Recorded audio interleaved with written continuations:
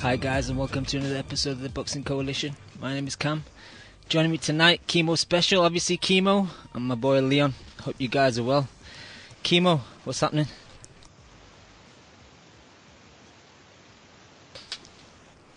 Kimo puto. Unmute yourself, you bum. Kimo doesn't want to turn up to his own show. I'll start with Leon. Oh. How are you? Yeah, good man. You? Yeah, I'm good, thank you. Been a while since we did a show. Combination of August kind of being a dead month in boxing. Usually it's where the season kind of winds down. Combined with the fact that I've had kind of a lack of inspiration, Leon. This year for me, boxing-wise, has been pretty shitty year so far anyway. Would you agree? Yeah, I think it's all the outer ring stuff that comes with it that's the kind of thing that wears on you, isn't it?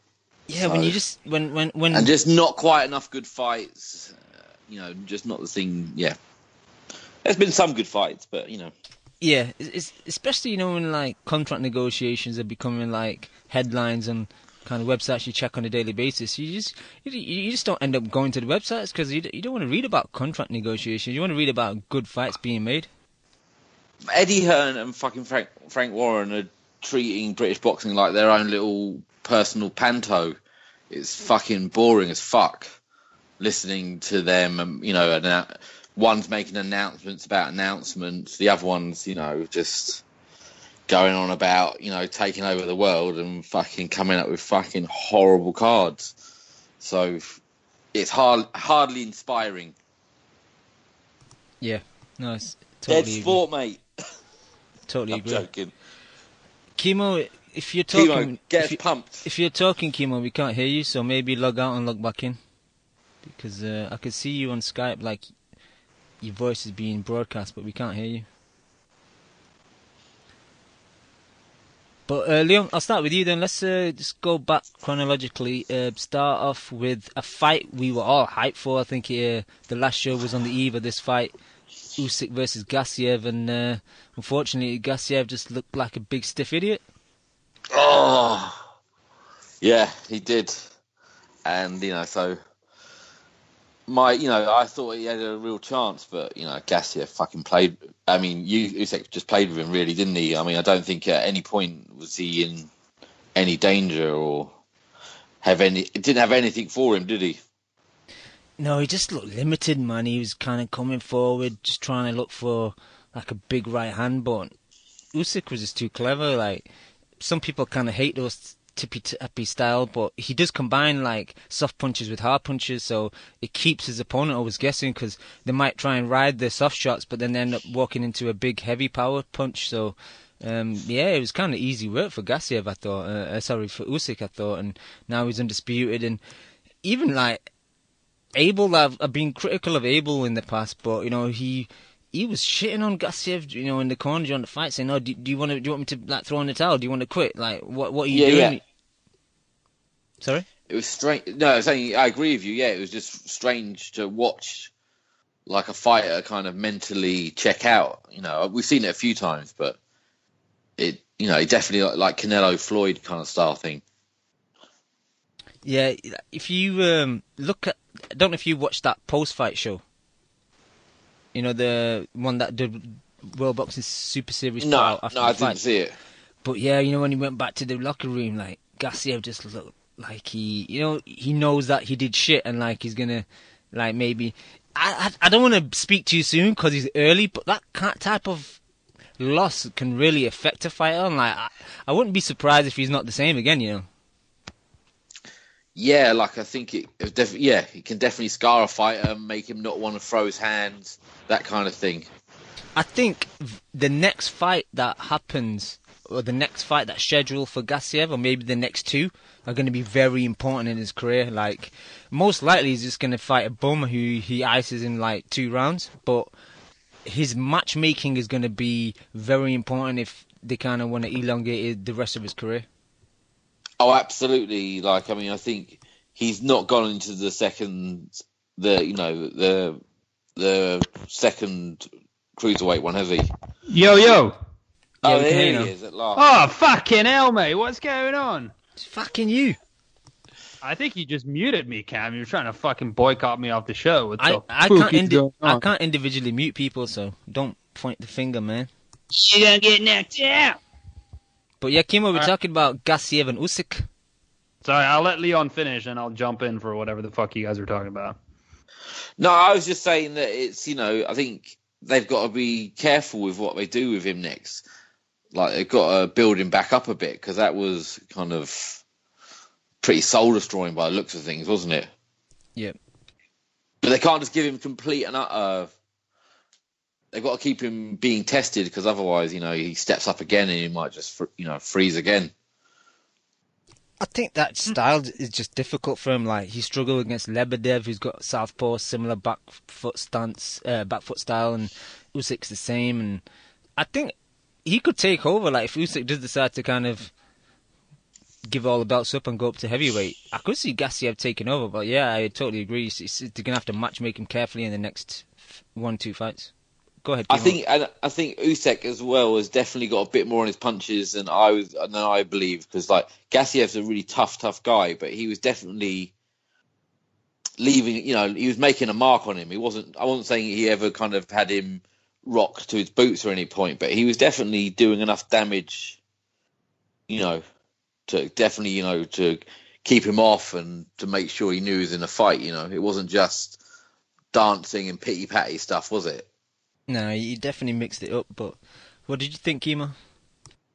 No, I would actually agree with Leon. I think Usyk was very impressive, and he controlled the center of the ring. He wasn't actually moving that much. He just controlled the entire fight with the jab. It was kind of just boxing 101. Just put a stiff jab on a guy, and you actually don't even have to move that much, because Gassiev was also kind of hesitant just to walk through that jab as well. He wasn't overly aggressive.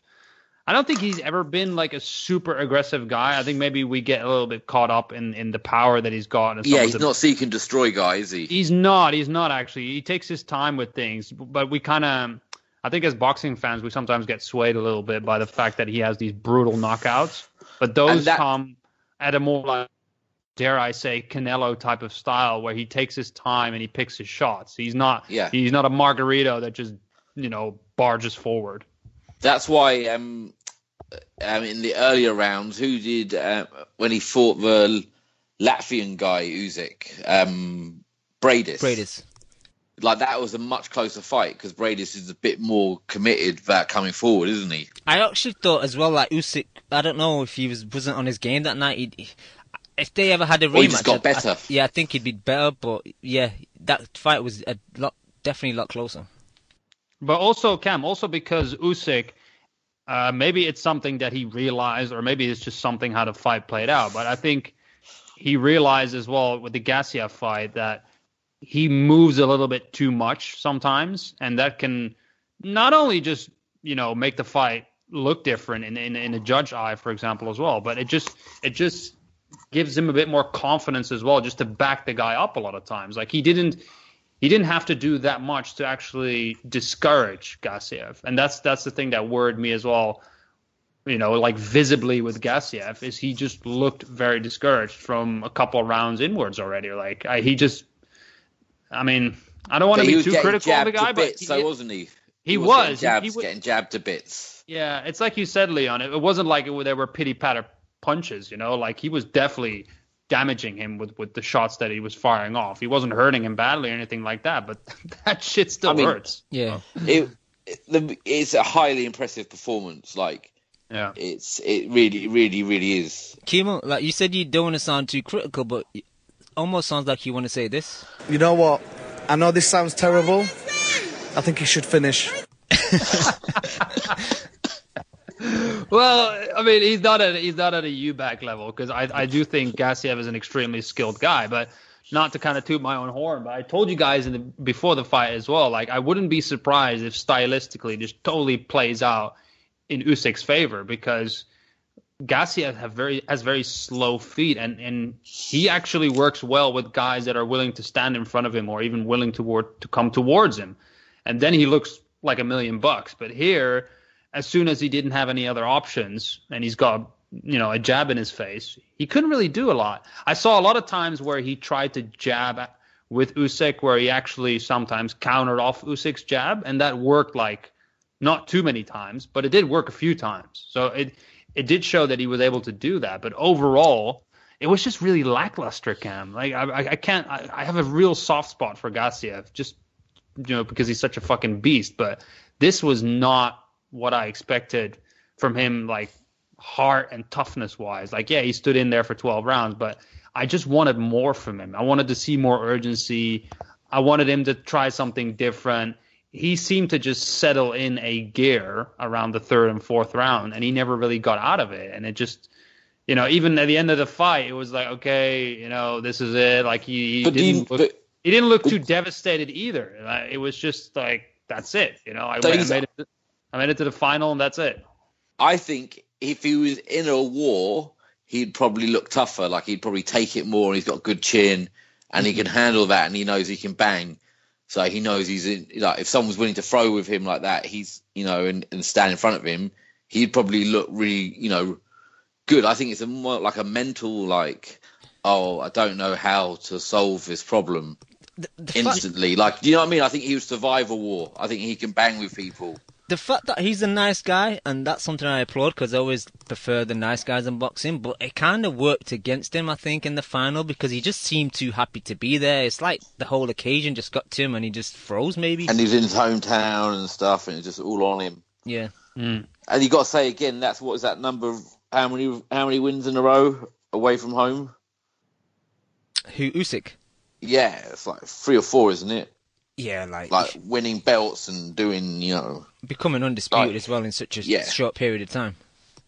In a fucking shit hot, that's the thing. Like, Gassiev is not like I think he's clearly number 2, but I think people could challenge him. But it's strong. It's a strong division. I know he fought Hook and stuff, but he still had to go through some people. Yeah, but and again, we should also give credit where it's due, right? I think, like what you said is completely correct. That was the number 1 and number 2 facing each other. So the tournament itself played out in the way it should have, and that's fine. But there's just a big gap between those two, right? Like it's the same. Oh God, I hate saying this, but it's the same with Ward at the time in his division. Like, he was just so far ahead of everybody else that it leads to a disappointing kind of climax to the tournament. But you got to just give Usyk credit, man. He fucking outboxed the shit out of him, like, with authority. So, Gassiev is not a bad fighter, but when it comes to somebody with that type of skill, he just can't hang, and he just looked bad. That's the truth of it. All right, shall we move on? I just want to segue, staying in the cruiserweight division. I think in the last show we tried to go through by process of elimination which third weight class the World Boxing Super Series were going to choose, and I was quite surprised when they re-chose the cruiserweight division. And initially I thought, before the names got announced, I thought maybe it's not too bad if we get big names again and we get good fights. I don't really mind. But when they did announce the lineup, I was pretty disappointed overall. What did you think, Kimo? Here's a theory, Cam. I don't know if it makes sense. You tell me. But I feel like these tourneys, they work best with divisions that don't really have money-making stars, but it kind of gives them a platform to be known more, and it also makes the fighters, I think, more willing to sign up for this kind of shit, because it's not without its risk, right? Like, you participate in a tournament like that, it's not just just taking one fight. You're committed to fighting a bunch of high-level guys that could potentially shorten your career. And I think maybe the thought process around this is the cruiserweight division has a bunch of action-packed guys that normally wouldn't really get notoriety. I mean, this division has been, as Leon says, a wasteland for a long time, especially in terms of fame and popularity. So I guess it was just a quick win. It was like, hey, we got a bunch of dudes that are willing to slug it out here. Let's just fucking roll it back. Let's do it again. That's what I think. I think I noticed that as well with the super middleweights at the time. They're all good fighters, but they're not, they weren't that popular. They don't have that much of a future career at stake that they're willing to sign up for this kind of thing. So was it disappointing? Maybe a little bit. I would have liked to see it in a fresh division, but we're going to get good fights out of this shit. especially when our boy Doritos Dorticos is fighting again. So I don't mind it, man. Honestly. What about you, Leon? Yeah, I just think this is they're doing 3 tournaments instead of 2, right, this time, aren't they? So it's almost like you get a bonus thrown in for free. Yeah, and they're just probably thinking, why make our life difficult? We've got all these guys here who are willing to fight. Like, just exactly what Kimo said, but that's probably their thinking is like, where do we go where this is not a nightmare? You know, like, even that, Exactly. they thought it would be the light heavy, but what happened during these tournaments, the light heavy kind of picked up a bit and some channels grabbed hold of some fighters, and then they just probably sort of looked at that and thought, oh, no. I just don't think they want to deal with too many guys at the US, really. That's the feeling I get. Too many Unless egos. they're kind of lower division guys. They're thinking, we can't get Stevenson, we can't get Kovalev, we'll struggle to get Better Beast, like Bivol's on HBO now. Like, why would you, like, it would take so long. Like, And they'd have to go in much deeper pockets, right? Yeah. So like, I'm happy with this because it's like, so what you're doing, you get the less glamorous divisions, they're all willing to fight each other. So we get good fights because it's not really about the names, it's about the fights. So we get top-rated guys fighting each other. And I know the cruiserweight is maybe there's some kind of lesser guys there, but we could get good semis and a good final out of it. No, the bantamweight one is good. I can't remember the other one. What's that looking like? 140. That's got good guys, isn't it? I think 140 is quite good, yeah. Yeah. Isn't that the one with Turbo Terry? So people moaning about this cruiserweight part 2 just should, like, there's others, like, that just goes to prove that we are terrible fans, aren't we? If we finding fault in it, like, guys willing to fight each other, like, there's other things to worry about than this tournament, I think. Like, it will be good. Good fights equals good TV, you know, and we win. So what the fuck? And we've got 2 other great tournaments, and they're mixing what they're doing this time, which is better. They're putting the cards together, aren't they? So there's a 140 and a cruiserweight, I think, or something like that. Unless I might have misread it, but that's what it looked like to me on Twitter. So they're in the States, but they're kind of so you get the double weights rather than it being spread across like it was last time. So you get a great card with a really good bantam on it and maybe a good cruiserweight or 140 and a cruiserweight. That's fucking brilliant, isn't it? Yeah, I think they needed to do that though, because obviously you can't be spreading themselves too thin because there's just too many dates, and some of the lineup of like the cruiserweight guys, like, they're not really well known, so I think they needed to be put on maybe a combined card with 140 guys or bantamweights.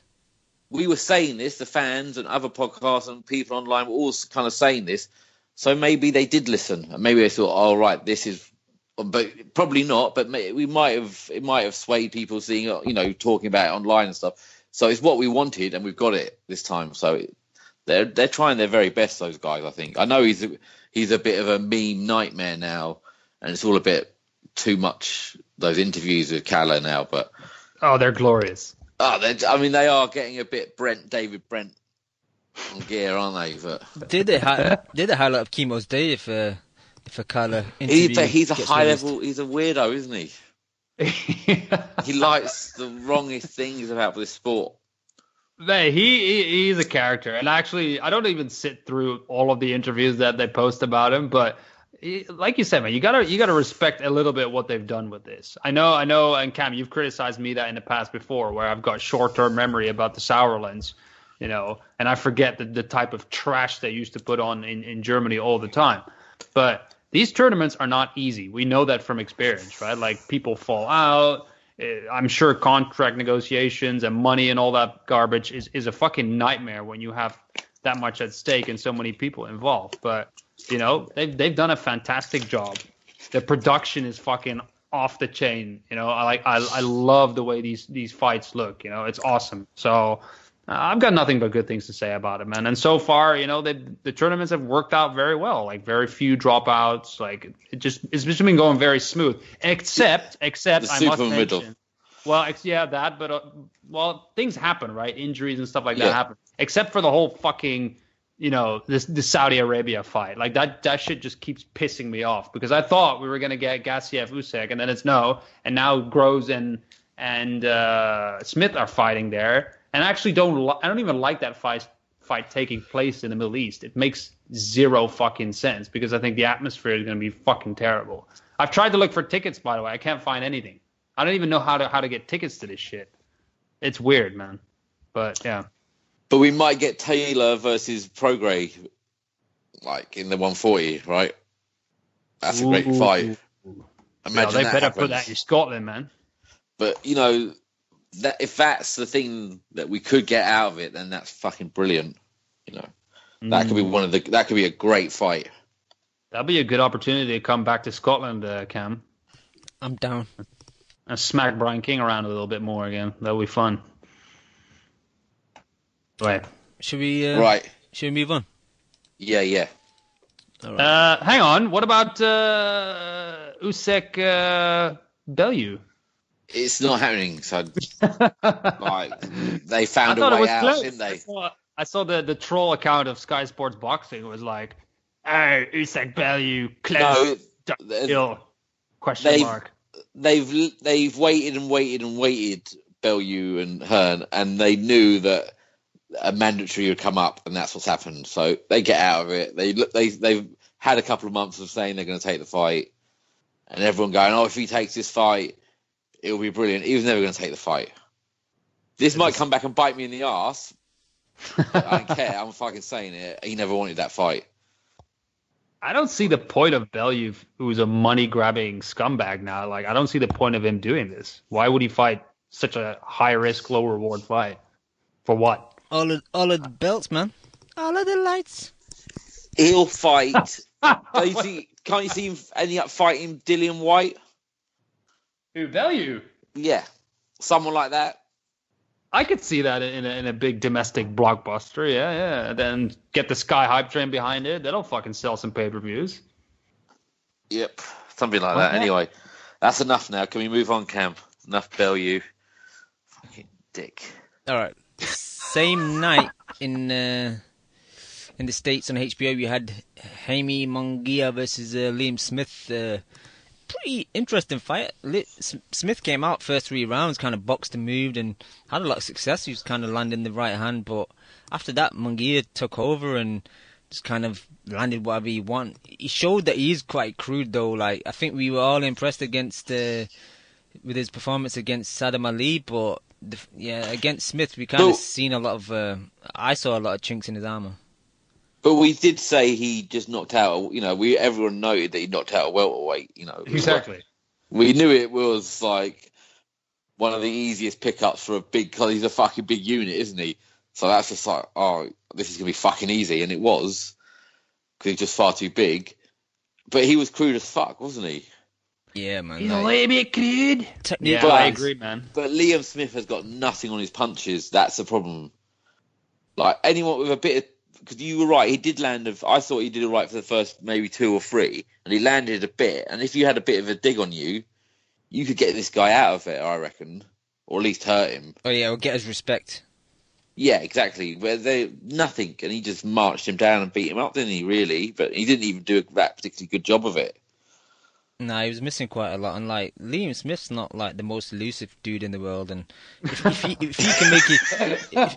can make you miss, man, you know what I mean? You got issues. The Scouse Uzak, mate. What about you, Kimo? What do you think? Yeah, I mean, I enjoyed the fight. It was a good fight, Like anytime a Smith gets beaten up, I'm game. So I'm happy. I'm happy to witness that. Like, I really love it. I just love watching also Gallagher in the corner just struggle for fucking advice. Like, he tries to get all technical and shit, But mate, your dude's getting beaten the fuck up. So just end it. Like, I don't know, man. I don't think there's no how do I say, misconception about what Munguia is. He's just a big fucking brawler. That's what he is, and he's fun to watch. But you're not gonna expect anything fancy out of him. Yeah, he missed and stuff like that. He's not particularly accurate with his punches, but I'll fucking watch him on TV. Why not? Also, especially against a guy like Smith. It's just entertaining. Also, props to his team as well for keeping him inactive because he's on the Canelo undercard, and so that's his third fight this year. It's pretty impressive for. I didn't even know that. That's great. Yeah, it's pretty impressive for a But dude that's still quite young. that fucking Gallagher gym is a fucking shambles now, isn't it? That's a wasteland. That is like a burnt out wreck of a train. Like Leon, that hype train hasn't just come off the rails. That's like burnt and crashed, and like weeds and shit have grown through it. There's moss all over it. Just like loads of beer cans, graffiti. It's just fucking desolate, that place. Leon, you remember the times when they used to brag about their undefeated record? Oh, what about what did he call that Morrison kid who just keeps on getting beaten all the time now? I think, it's not that kid's fault, but it's just funny because it's Gallagher. But like, they called him a mini Tyson or he said something crazy about him, and like his career's in a fucking wreck, and who knows what's going on. What's the last thing that they came close to winning? Like Rocky Fielding got a belt before any of it, like, sweet, before fucking Callum. Oh, but mate, we need to talk about that later because I'm so proud of Rocky from Stocky. But did you watch? I know you don't watch women's boxing, but did you watch Natasha Jonas get beat the fuck up as well? Because that is a reason to watch women's boxing, by the way, just for Gallagher's reaction as well. I was like, because I don't watch women's boxing, I just thought like watching it for a Gallagher loss was just like some kind of like new level of perversion, so I didn't do it. Hey, just do it. It's on YouTube. It's absolutely glorious. Plus, it's like she loses to an absolute fucking nobody and just gets knocked out. Like, who gets knocked out in women's boxing? She got knocked out. Yeah, she got fucking wrecked. She got stopped real bad. She got hurt. Like, she was I shouldn't be laughing, but it's staggering all over the place. Joe's face. Yeah. Kimo, they threw in the towel, right? Like she was on all over the floor, and then they threw in the towel, right? Yeah, she was like getting beat up against the ropes. But I think it's unfair to you to say like nobody. Like Vivian Booth being in there with Katie Taylor, she went the distance. She had a really kind of dodgy stoppage against Chantal Cameron, but she's not a nobody. But she, like technique-wise, she's not great. She just kind of piles forward and throws big punches. But Jonas just like every punch was landing on her. She was just having fits with. So she must have a worse chin than fucking Khan. Like she has a terrible chin. Just to go down like that, and there was nothing on those punches. Like normally, there's no knockouts. And I watched a lot of women's fights. Even Katie never has a clean knockout, who has terrific punching technique and power, But like, there's never any like real concussive shots unless you're watching like old school Ann Wolf, who's like jacked to the fucking bits, But juiced off her tits, wasn't she? Yeah, exactly. She used to just put bitches to sleep, But such a blatant drug cheat. Unbelievable. But like. Oh man, I love Van Wolf. But yeah, this was really weird, Cam, because they seem very light shots, and then you just see Natasha just like stagger all over the fucking ring. It's really weird. But yeah, glorious loss. Another massive L. But that's why I can't stop. Like, who's he got left? Like Crawler is fighting never again.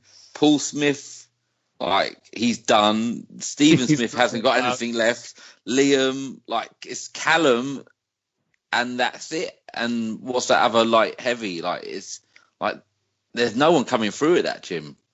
Everything's riding on Callum.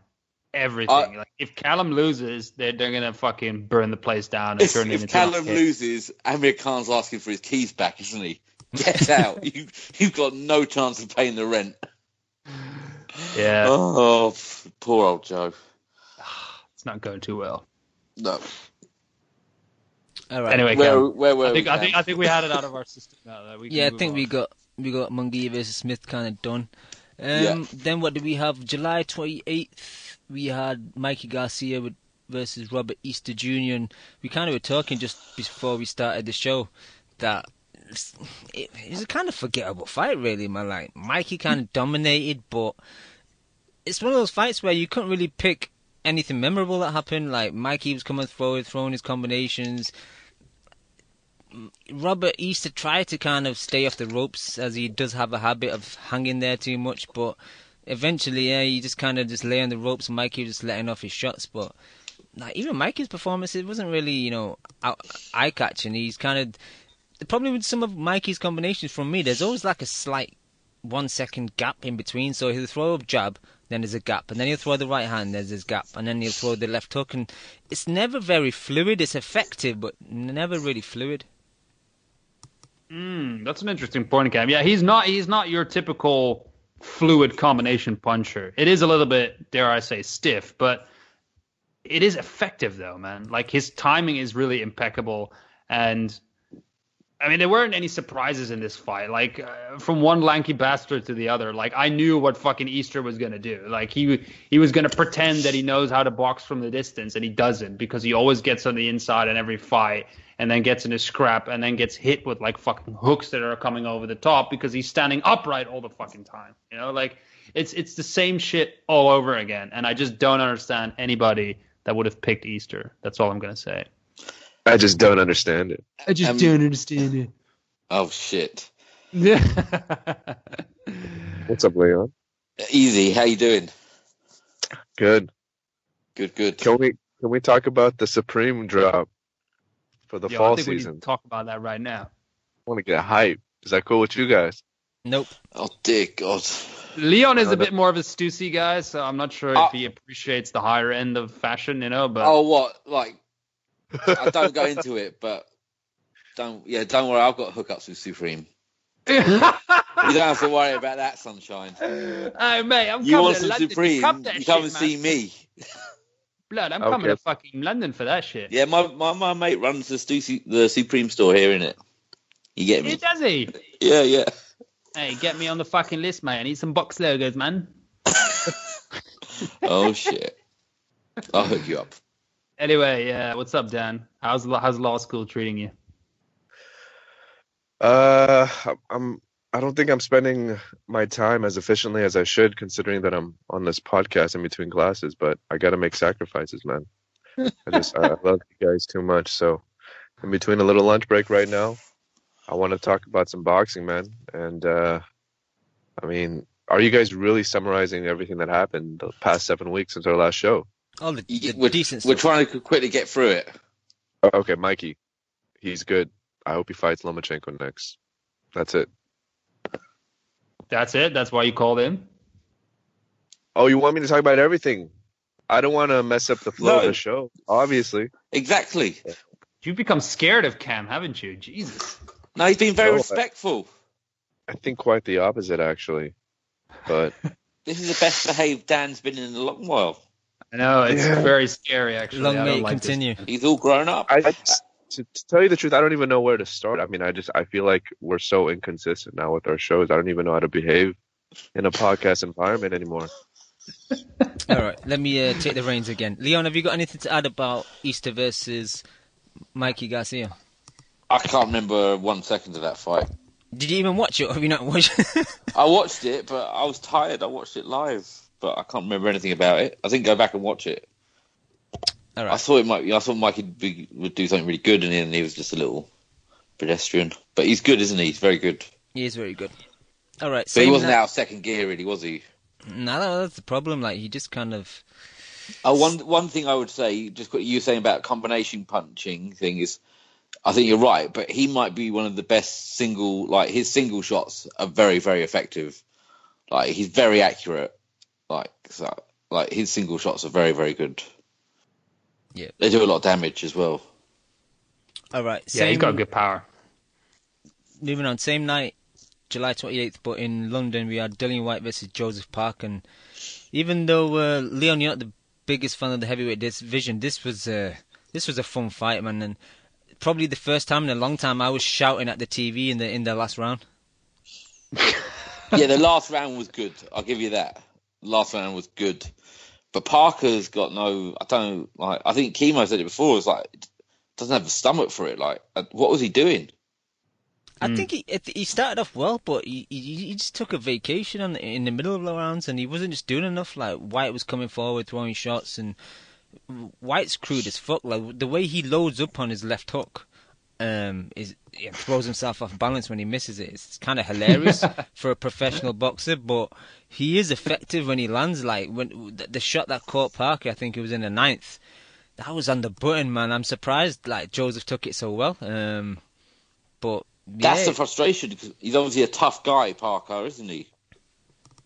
No, he's tough as fuck. He's got that Samoan blood in But him. like, he just doesn't have that fucking killer instinct. You know what I think? I don't like first after the AJ fight, I thought it was hard. Like I just thought like, dude, you're on the biggest stage of your career and you're not doing shit. Like you're just fucking shadow boxing for 12 rounds. Absolutely disappointing and kind of a disgraceful performance in my opinion. Having actually gone through a kind of war with Dillian White, I don't think it's hard. I just don't think he's an intelligent fighter. There's something. Oh, really? We talk about fucking fight IQ all the time, but I don't think he's a smart fighter. I don't think he understands momentum in fights. I don't think he understands when he's really fucking losing that he needs to switch it up and do something different. Just realizing urgency in the ring. Like, I just don't get it, man. Like he's clearly the more talented fighter than White. He shouldn't have lost that fight. Like he shouldn't. If you just look at it on paper and look what they're capable of in the ring, he should not have lost that fucking fight.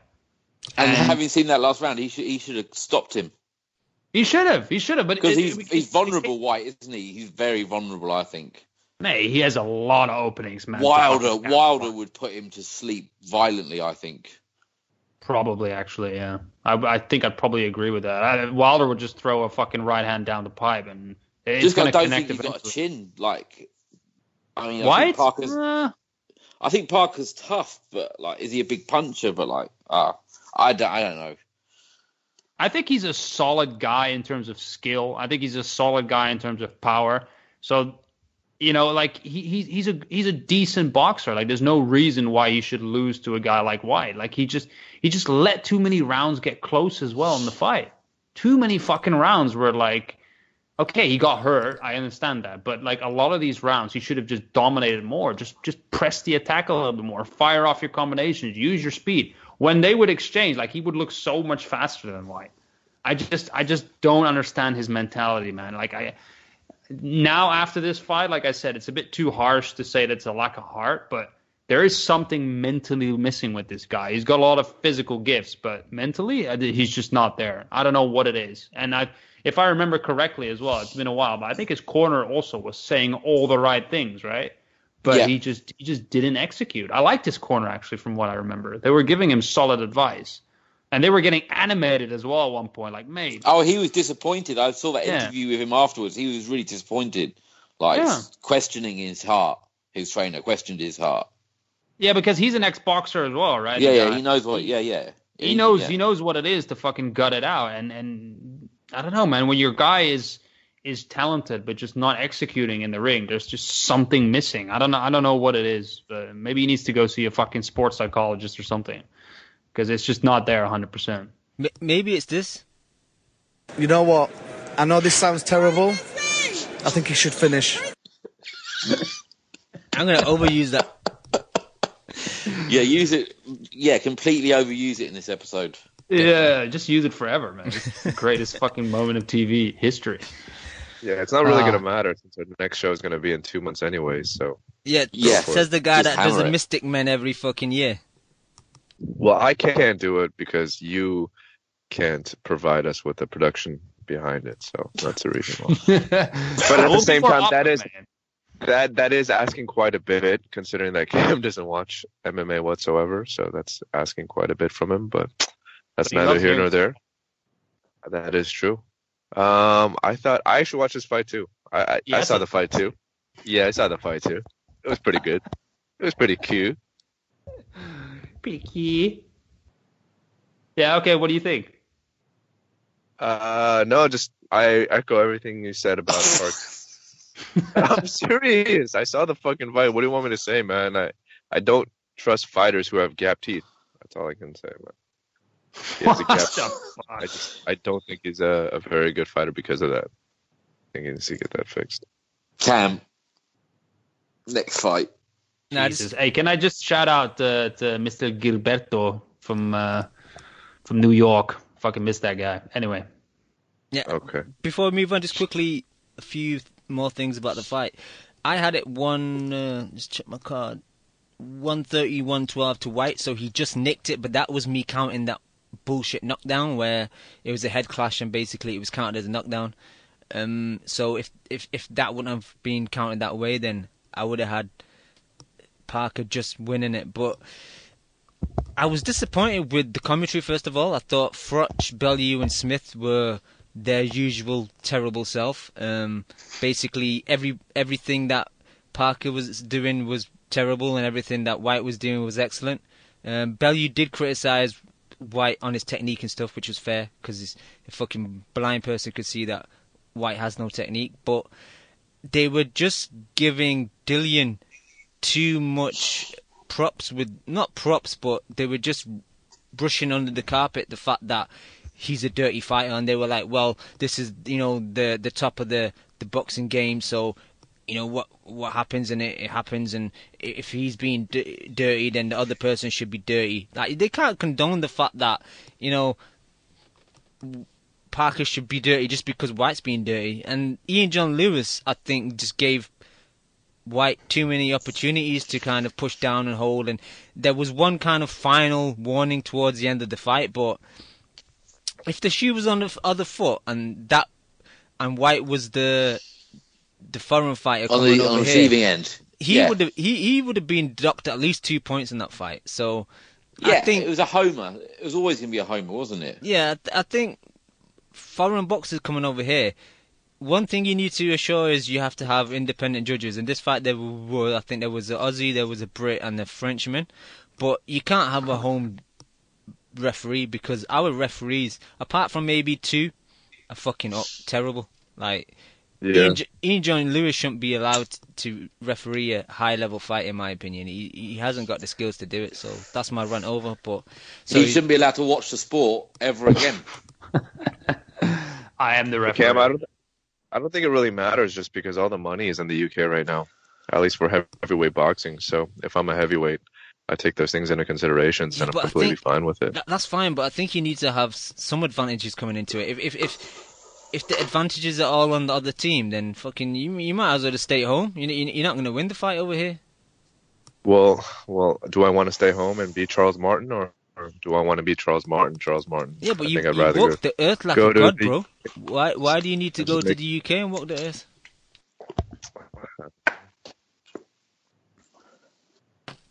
All right, let's move on. What the fuck was that? Oh god.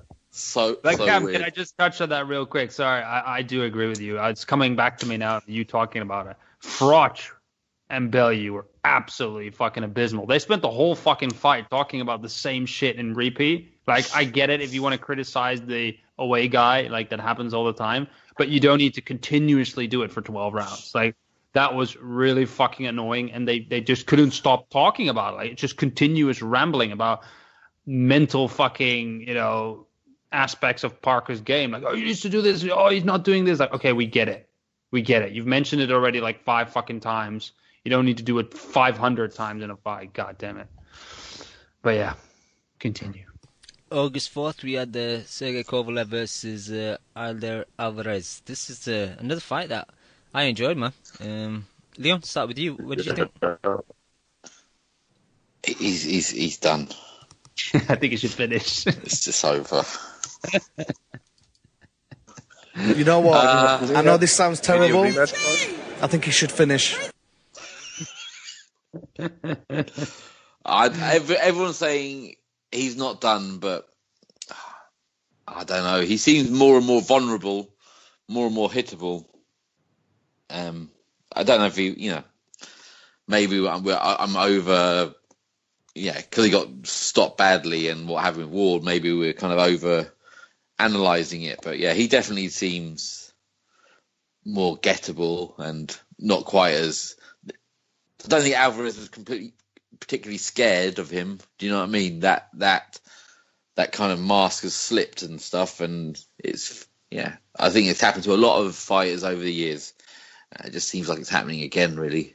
But Alvarez did real good, like... That was a lovely stoppage. Mm. And he did a good job on it. It's going to happen to Golovkin, Leon. Canelo's going to stop that wagon altogether. Look, we'll think about that later. Well, But quite soon. Well, my 2 cents on the fight. It's kind of ironic because their original opponent was supposed to be Marcus Brown. I guarantee you Sergey Kovalev would have knocked out Marcus Brown, but unfortunately they got this Cuban beast and Alvarez, who I mean, I think me and Cam talked about it prior to the fight. I was kind of 50-50. I was actually kind of leaning towards Alvarez just because of his jab. I think he's probably one of the best jabbers in the sport right now, and he's just really big for that weight class. And even though he doesn't have much power, I just think Sergey doesn't do well against people who are willing to exchange with him. And in that fourth round, after Sergey just prematurely shot his wad, I thought he was done afterwards because he just didn't have anything left in the reserve tank. So, but I don't think he's done though, because I think that division is so top heavy, and I think we've seen from recent activity from some of the higher touted prospects that they're probably not ready to take over yet. So even if there's a lot of talented young gun prospects, they don't have the I don't think the prerequisite skill sets to actually, take over somebody like Sergey Kovalev outright. Like if Bivol fought Kovalev, for example, I still think it'd be a 50-50 fight. Just to correct you, Lim, he's I'm not sure about that. He's Colombian, not Cuban, but well, it's my apologies, Colombian. But you guys wouldn't say that it's an outright easy fight, though, right? For Bivol against Kovalev. No, he can always get hurt. He can always get hurt. But I guess I just want to segue into that later. But I thought Bivol did very poorly in his last fight, so that's kind of me trying to connect the two fights together. But I think he lost to a guy who's kind of 9-10. He's down that end of the thing, isn't he? Ooh, Alvarez? 9-10 as in... Like, if you're going to have a list, if you have to do a list... Oh, what you mean? Like the top 10 175 guys, I know it's all semantics, but I would have him in the lower half of that, wouldn't you guys? Or maybe middle. I'd have him in the 4 to 7 range. If I can be super nitpicky. Yeah, so he lost to a lower guy. That's what I'm saying. He lost to a guy there's a lot of fighters around that guy's level. Yeah, but there's also not many that are discerniblly better than him either. No, you're right. At the higher level. So I'm not. I'm just kind of. When I'm saying he's done, I think he's just kind of. He's more vulnerable to. Like, I could see him winning one and then losing two very quickly. Like, I'm not saying he's done. I'm a bit like being melodramatic before, but I think there's as many losses in him as there is wins now.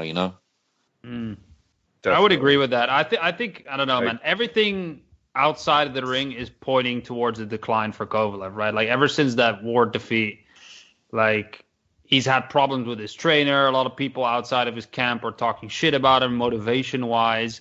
He's got good money now. I just don't think he's the same hungry fucking killer that he used to be as well. Like, he's just more of a family dude these days. I think he's not that psychopath that we all kind of loved coming up. But he's still dangerous. He's still skilled, I think. Some people would argue that he has no fucking skill. I disagree with that. I think he's a solid boxer. But, yeah, I would agree with Leon. I wouldn't be surprised if, like, the next few fights, he wins a few and he loses a few. But what are the odds that you think he's going to throw in the towel? Because I don't get the sense that his heart's just not really in it anymore. Well, that's one thing I wanted to ask you guys, because he's activated the clause for the rematch, so... Right. Has he? Wow, that's good. Yes. Well, fair play to him then. But that's really still a good fight, isn't it? If that happens, that's really good. I watched it back today, and when I initially watched it live, I did think, Kovalev kind of done. But when I rewatched it, like, he had a lot of success in the fight. Like, it wasn't where, like, Alvarez just beat him up and then kind of brutally stopped him. Yeah, the stoppage was quite brutal, but up until that point, like, I had it 3-3. I gave Alvarez the first 3, but Kovalev kind of came back in the 4th, 5th, and 6th, and then the stoppage was the 7th. But I think it's one of those fights where they could kind of fight 10 times and both guys could win that fight 5 times each. Like, I wouldn't be surprised if Kovalev wins the rematch. Oh, no, I think he's still got some stuff left in the tank, but I'm saying he's more vulnerable than he seems much more vulnerable defensively, and things seem to affect him more. But that I'm saying that maybe I'm overthinking it because of what I think Ward did to him. Because he just mind fucked him. But and his balls. I still watch his fights. And I think if that rematch is happening, that's brilliant and fair play to him for taking the rematch. And making that happen, pushing for that. And you hope Alvarez accepts it and doesn't try and find a way out or anything, because that would be another good fight. Yeah, and another good payday for him. Yeah. Anything else regarding this fight? Nope. Nah, blood. All right, let's segue into it then, Lim, because as you said that we had the conversation after this card, and you were kind of disappointed with Bivol's performance against Chilembo. I did. I was. I completely understand that Chilembo is a difficult stylistic matchup for anybody, and it's really hard to look good against him. But my main qualm was that it felt like Chilembo was being more aggressive than he usually is, thus giving Bivol a lot more opportunities. Whereas in the Kovalev fight, Kovalev dropped him, and Chilembo was fighting on the defensive the entire fight. Whereas this fight, I felt like Chilembo was really presenting himself with opportunities in the second half of the fight, and Bivol didn't make any adjustments whatsoever in capitalizing on that. And just the lack of adjustments for me was the biggest disappointment. The guy is well conditioned, obviously. That kind of herky-jerky style that he has obviously works for him, but I just have a concern that because of his limited size and his unwillingness to change up his game plan as he sees, different kind of opportunities present themselves, I think that might be problematic against some of the upper-level guys. Yeah, it's kind of strange performance. Like initially he started out quite aggressive, putting punches together, but then, as you said, like halfway into the fight, he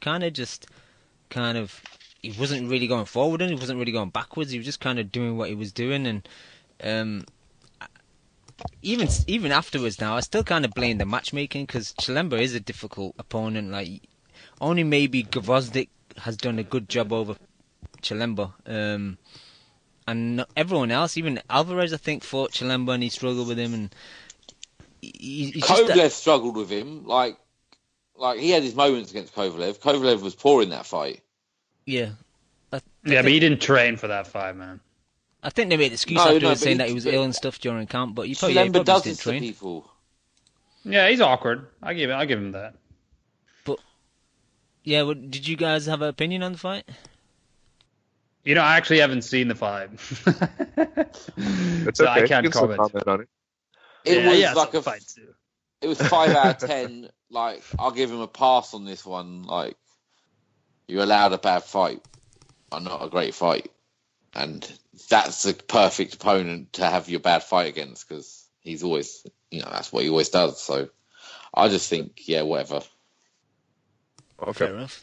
All right, should we move on? Yeah. What else we have? August 18th, we had the stadium fight in Belfast, Northern Ireland.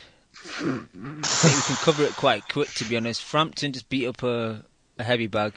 Fury just danced around against Pianetta, and Barnes versus Rosales was quite fun, to be honest. And then the night before, we had Chicken Gate at Nando's, but with Billy Joe Saunders. Yeah, I was just gonna mention Wilder versus Nando's again. Who wins that fight? Nando's got a good jab. And probably when that story came up, I was so hyped, bro. Like I was looking at all the videos and just like making sure that Wilder was okay and Billy Joe and his involvement. It's just crazy, man. That's what boxing is in 2018, and I think it's for the better. I think it really makes the fights a lot better, because we get to see behind the scenes what these guys are all about. But have you got any opinion on any of the fights? Cam. No, just the fallout from Wilder versus Fury. I mean, that's the best thing that happened from that whole event, right? Yeah. So I want to talk about that fight actually, because the whole card was dog shit, right? And to me, I don't know. Like I used to rate Fury, obviously, but nowadays, looking at him in the ring. And Leon, don't even try to fucking call me a matchroom whore here, just because Eddie has said the same. But like he just looks like shit. Like I don't think Wilder is a particularly great fighter or anything like that. But if he's in this kind of form, like Cam, do you honestly see him going 12 rounds with Wilder? I just don't. And I still don't understand like what the fuck is happening with this fight. Like Fish Eyes comes out and he's like, it's on, it's fucking on. But like, where is it on? What's happening? Which day? Like I don't understand. What the fuck is happening? Anybody? Any fight, involving Warren, there's always some fucking controversy and it's some kind of question marks. But I don't know. Oh yeah, and Fury's got a great track record of fulfilling fights as well, hasn't he? Like it's a fucking match made in hell, those two.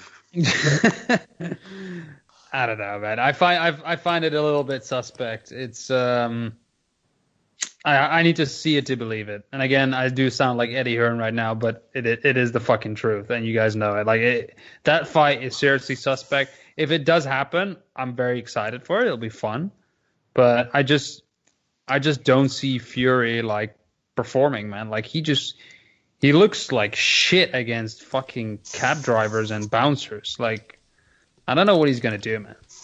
Wilder might fucking put him to sleep. How do you see that fight going, Lim? If he's still there. Probably not. If he keeps falling on his face. I'll see you guys later. All right. How do you guys see that fight? I guess quick 2 cents. Fucking A. I don't know. I'm picking Wilder by stoppage. USA all day. Oh, fucking day. But what else? I actually wanted to bring up another question regarding that fight. I actually do think, according to my sources, it's taking place in November in Vegas. Which sources? On the next Saturday. No, from Steve Kim. You see it in live. I just saw it a couple minutes ago. I swear. We have Steve Kim is my cousin, so our auntie told us to come over for lunch today, and then she told us that Wilder was taking place too. So I killed 2 birds with one stone. 감사합니다. All right, see you guys. All right, take care, Leon. If it does take place, how do you see it playing out? How can you like Kimo said? How can you tell? Like, what are we meant to have taken from either of these like Fury fights? This is not the way to prepare for a top fight. How can he be ready for him? Like, I don't think he can. Like skill wise, not a problem. Like I think a prime Fury would be a nightmare for Wilder because of his style, obviously. But I just don't know how we can be sure that he's in that kind of physical condition to be prepared for that. Because whatever we like, for all of Wilder's faults, there's been, I don't think there's been any marked improvement. But what he has shown is that as the fights have got tougher, he's shown himself to be a fighter and someone who's willing to hang in there, and like he's got that spirit about him. Like I think that's the thing that's like he hasn't got that much better, but I think the deeper he's been taken, he's shown he's got that willingness to fight, and I just think he's in fucking amazing condition. The guy, where he's not ready for that physical onslaught. I don't think. You know what it is, Leon? Like, boxing is a very, very difficult fucking sport. And it's all about consistency and, being in shape and just putting yourself through the fucking meat grinder in order to perform at the highest stage. Like, Fury, at the end of the day, what he's done to himself and to his body, I think there's a loss in that permanently. I honestly don't think you can get away with that as a professional athlete, and then come back to the level that you were before. He's always had issues with weight. He's always had issues with blowing up and shit like that in between fights. But what he did was absolute fucking crazy. Like he became obese. Like it's not, and not only that, the amount of fucking drugs that he did and all of that, and the inactivity and not, working on his skill and his craft. I think that's irreparable damage to what he's done to himself, and I don't think he's ever gonna get back to that level. No, you just can't. You simply can't. There's not a lot of people in this game that can do that and get away with it. And then when you fight guys that are top 5, like heavy punchers, there's gonna be fucking repercussions for this, man. And if That's he really, the thing. It's the power. And if he really goes through with this, he might get very badly hurt. I don't know, man. He might be crafty enough to survive, maybe, because he is a bit awkward and he does know how to mentally kind of take control of the fight and slip and roll with shots, but I don't know, man. You're asking a lot of him to do that for 12 rounds because he's going to have to be on it for 12 because that his style is to be very, very cute and have good reflexes for the whole fight. Like, so you got to be. He's never been ripped, but he's always had a good engine on him and stuff. He's always got into that kind of fighting condition and can do it for 12 rounds. Yeah. Like, I just don't think, can he get to that place again? Because with this kind of power, you have to be, because he doesn't have to, if he got caught behind the ear with one of those big punches, that can fuck you up. He doesn't have to land clean on the chin to hurt you, Wilder. True.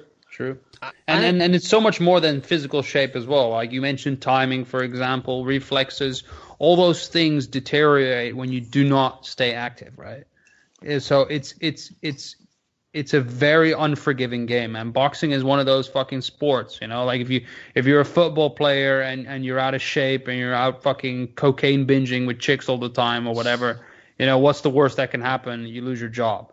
But in this fucking sport, you fuck around and you get brain damage for life, so I don't know, man. Like I just don't see this working out very well for Fury. And maybe we're all underestimating him, but he just looks trash in the ring. He doesn't look good. Like his body looks weird. Like his reflexes are not the same. He doesn't have a lot of authority on his punches as well. He's never been a big puncher, but it's not a lot on what he does. Like it looks like a weak sparring session what he does in the ring. But what else we might be underestimating, but we've got no choice but to underestimate him, have we? Of such, you know what I mean? Like there's nothing that we can see that would suggest that he's ready for this fight. We might be underestimating him, but like, what can you do? What other choice is there? You can't go off what he did to Vlad all that time ago. It's completely unrealistic to base your pick on that fight.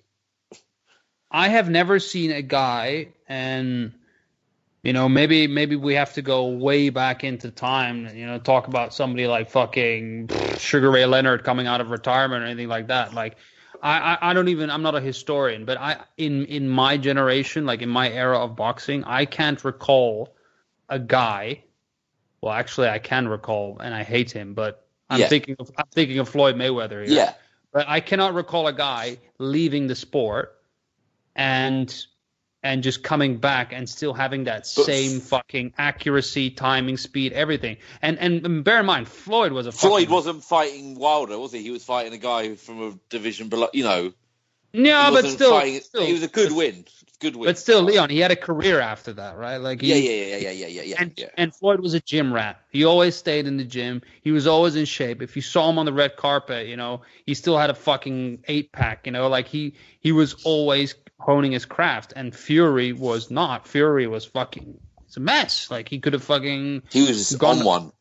Yeah, mate. He was absolutely disgracing his own fucking body, and.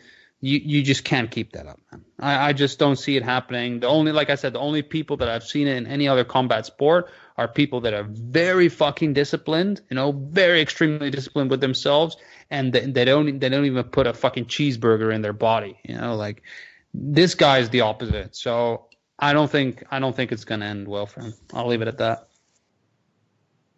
Just quickly, the way I see it playing out, if it goes ahead, I could actually see it being a stink fest, because with Fury being so kind of herky jerky and similar to the game plan he put against Vlad, like, I could see Wilder kind of being hesitant to kind of throw because he just doesn't want to leave himself open. I had this conversation with Lim, and Lim kind of disagreed. He thought maybe Wilder just going to throw for the sake of throwing, because that's kind of Wilder's mentality, and it's kind of a good point. But I could see him maybe just kind of freezing up a bit and just being a stinker in Vegas, man. Hopefully not if it does go ahead, but we'll see. Shall we move on? Yeah, I've got nothing. That Frampton win was just a standard win. So yeah, Frampton Jackson was easy. Barnes got wrecked, didn't he? Barnes, he did, yeah. But that was a firefight, and it was a fun 4 rounds while it lasted. Man. That was a good fight. Yeah. It was Rosales is like a steam train coming forward, throwing lots of shots, and like Barnes maybe stood in front of him a bit too much. But it's difficult as well because Rosales makes you kind of so aggressive fight with him. Yeah, like you either have to really be on your back foot and run and kind of box and move, or you just have to stand there and trade with Rosales. And if you're going to do that, you have to have a good chin and you have to have decent power to kind of throw back at him. And yeah, Barnes has kind of got neither. So it was fun. I enjoyed it. Yep. Real quick, next fight for Frampton is Warrington, right? Who you got? If I had to pick now, I'd pick Frampton, but they're talking about maybe November, December in Manchester, so that's a fight I might go to if I can get tickets. Oh, mate, he's going to be fucking lit with all the Leeds. You got Leeds on one side, and you got, the Irish on the other, man. The Manx in the middle. Ooh, that's has to be nice. Fucking violent. Actually, yeah, I might not go, actually, because all the chairs might land on me. Yeah, I'm not thinking about the Irish. I'm just thinking about the Manx and the fucking lot from Leeds. That seems like a recipe for disaster, doesn't it? Yeah, maybe they won't have it here. Maybe it'll be down south. That'd be you better work on that head movement, Cam. You're going to have to dodge a lot of fucking chairs and beer glasses. What's if in the chat saying, Cam, you're going to get glass, don't go. He glassed me. He fucking glassed me. All right. Next card, really, it's just 2 really I want to talk about, unless you guys got anything to add. Beltran versus Pedraza. We didn't obviously discuss it beforehand, but I did put a tweet out the night of the fight, and I thought that if Pedraza keeps it long and he keeps switching southpaw orthodox, he should maybe have more than enough for Ray, and he kind of did. I saw the fight. I thought the fight might be a bit easier for Pedraza. It was a bit closer in reality, but yeah, Pedraza still got the win. He does this really thing where he kind of feints too much. Like, Pedraza's really weird at times. Like, he'll be in the pocket and he'll just be like shoulder rolling and just like ducking and diving and bobbing and weaving. It's like, why are you doing that? Just throw a fucking punch. But he's a bit character. But Ray, I feel a bit sorry for Beltran, man. All this kind of storyline they've tried to get the green card. He finally got a world title and home first defense, and yeah, his title's being ripped away from him. But it's a shame. Why do you feel sorry for that juice head, man? Come on. He just seems like a nice dude, though, man. That's the problem. You know me. I'm a sucker for the good guys. I don't think he's a good guy. I don't really give a shit. Like, I don't want to be that judgmental, but he's basically a dirty fighter, right? So that's fair. Yeah. All right, moving on. Isaac Dugby on the undercard just completely iced Ataka in the first round, and I remember Ataka because Quigg fought him on, I think it was Bellew Cleverly pay-per-view part 2. And yeah, Quigg just like went through the motions with him, and Dugby just basically iced him. It was pretty brutal. Did you see it? Yeah, I saw that. Yeah, I like that kid. I like that guy. I'm really becoming a big Dugby fan, man. I'm on the train. So, did you see it? What's Kimo? his nickname? Who, Dugby's? Yeah, what's it? Does he have a nickname? Royal Storm. He has... Royal what? Royal Storm. Oh, that's a good one. I don't like that at all. I like that a lot. What? That's so fucking gay. What do you mean? Oh. Royal. He has the word dog in his name. Like, he needs something. Like, You're so basic. He fights like a fucking dog, Like, he just dogs it out, man. I like that kid as well. Yeah, you got me into him, Cam. I'm on the wagon now. Finally, man. We're all on it. This kid's gonna end in fucking bits somewhere in a train wreck. Yeah, actually, you get off, Leon, because you're the curse. Yeah, Actually, both of you get off because both of you are a curse.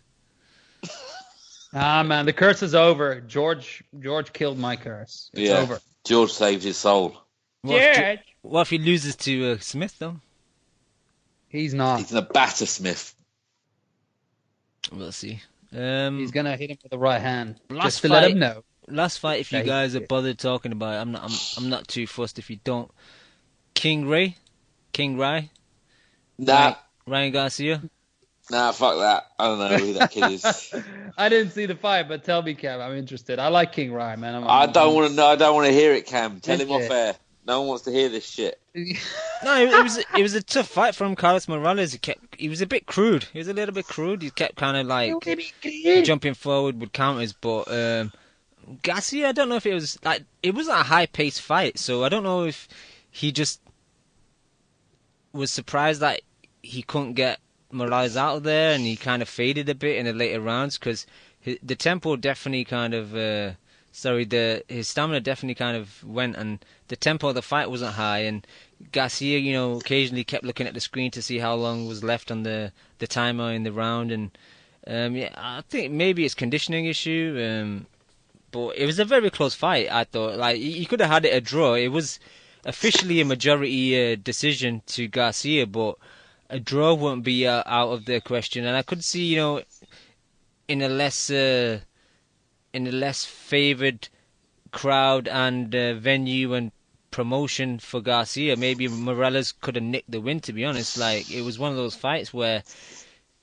Garcia, second half of the fight, he wasn't really doing much. He's kind of looking too much for that counter left hook that he always does. His chin's always in the air. He goes back in straight lines, and Morales was kind of putting the pressure on him. And overall, you probably look at it as a good fight for Garcia, where he knows that he's got shit to improve on. He's only young still. It was only his 16th fight, so overall, it's kind of only a positive. I think the fact that he talks so highly of himself and other people have put him on the pedestal is maybe why he's kind of suffered a bit of criticism from this fight, but I think it's only a good thing, and that's it.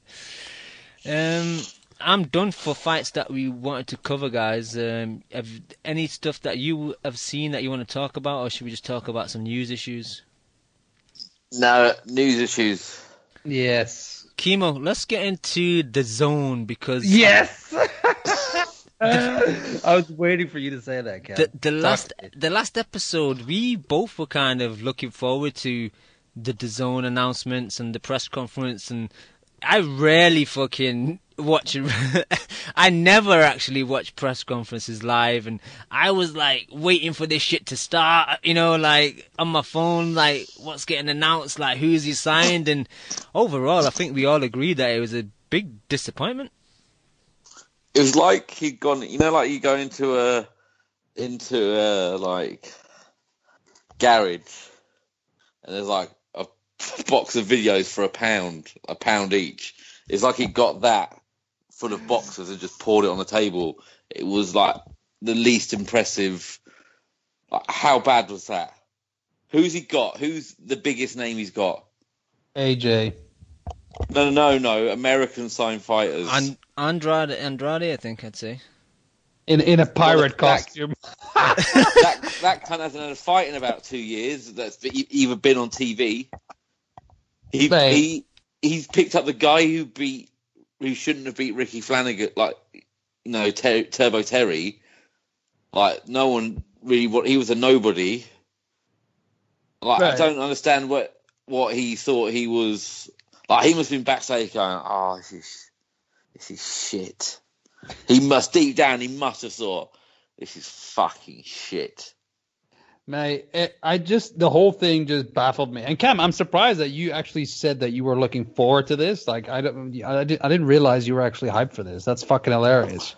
Because I was expecting, a proper takeover. Maybe it was just me fantasizing it in my head about Eddie's cheeky banter. But I don't know. I did expect some big things. I thought there would be an absolute lineup of fighters, Just say boom, this is the new platform.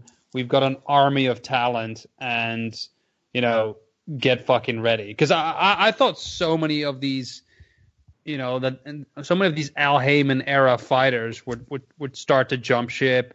And, Eddie had such deep pockets that he was going to pay them with, and yada, yada, yada.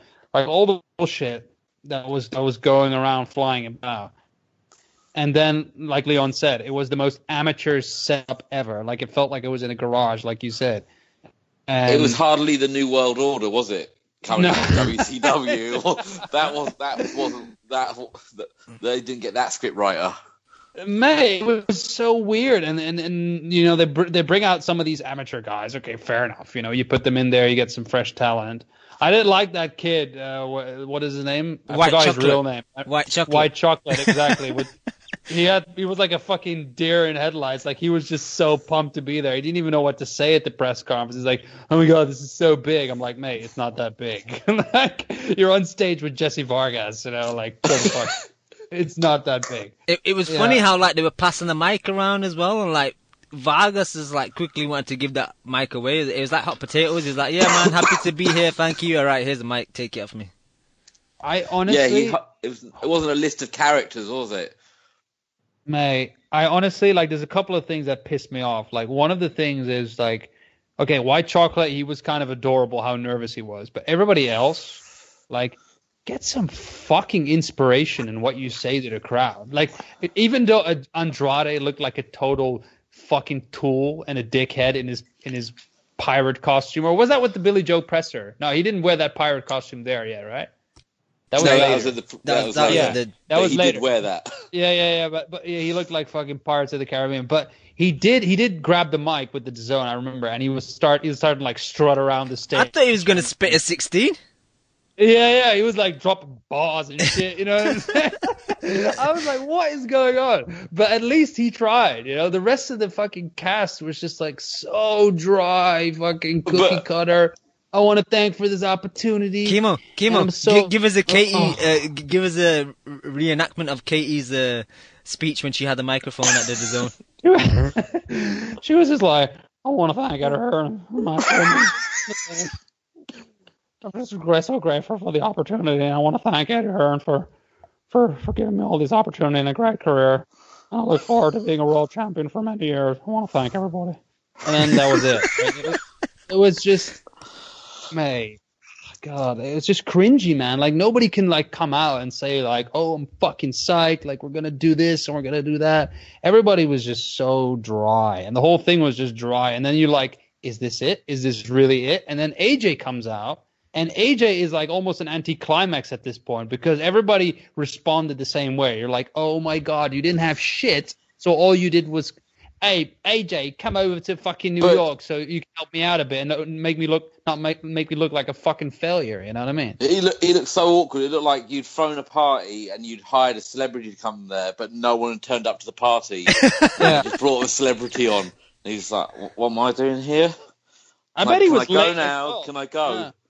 I don't want to be here anymore. I bet it was last minute, Leon. I bet it was last minute. They put him on a plane. He was still a bit jet lagged, and he's like, "Oh God, I got to do Eddie a favor because he made me millions." Like, if you took AJ out of that picture and I showed you just that picture without knowing like when it was, just like a picture, you go, that stable's washed. Yeah, like that stable's got fucking nothing. Like is this are they calling a press conference to announce that they're shutting the business down? Because this is all they've got left. One thing though, Cam, like I honestly, they don't even have Danny Jacobs. No, that's true. Fuck that deal, didn't he? Sign that deal too quickly.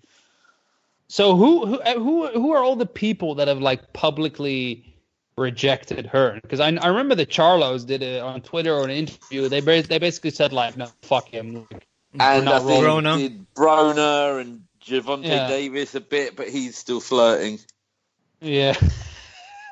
Yeah, but it's kind of sad. Like, did Thurman say something?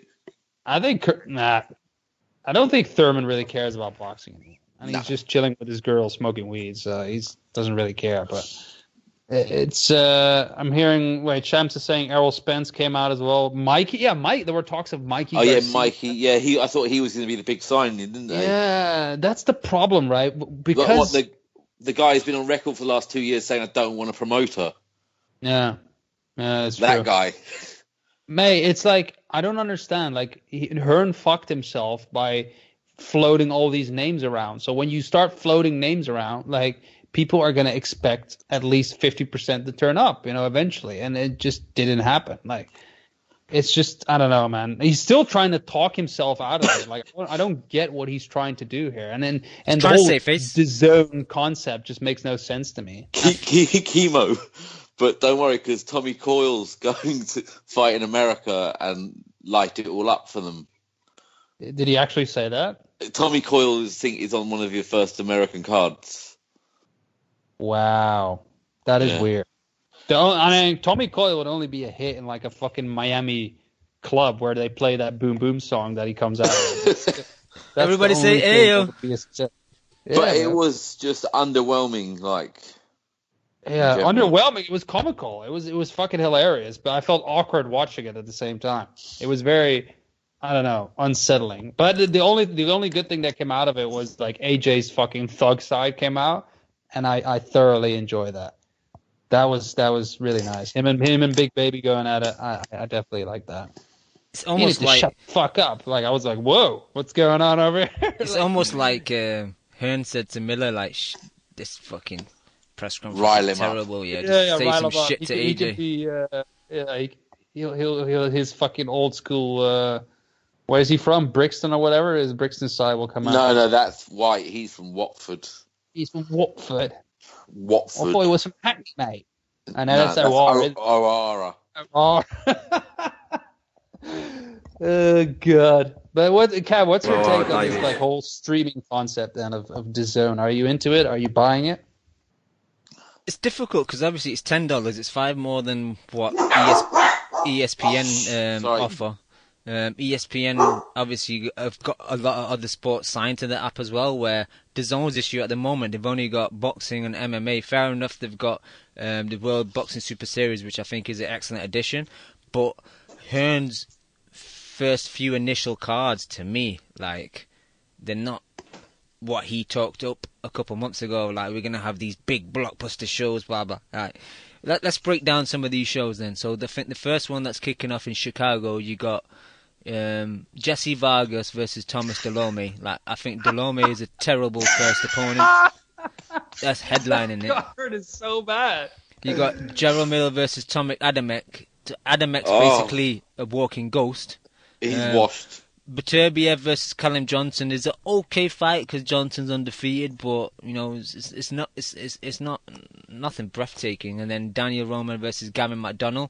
Like McDonnell's fight against Gamal Yafai kind of, I think, made him look better than he is because Gavin is pretty shit in my opinion. So overall, this fucking card is atrocious for your first big card in the States. It's pretty poor for me.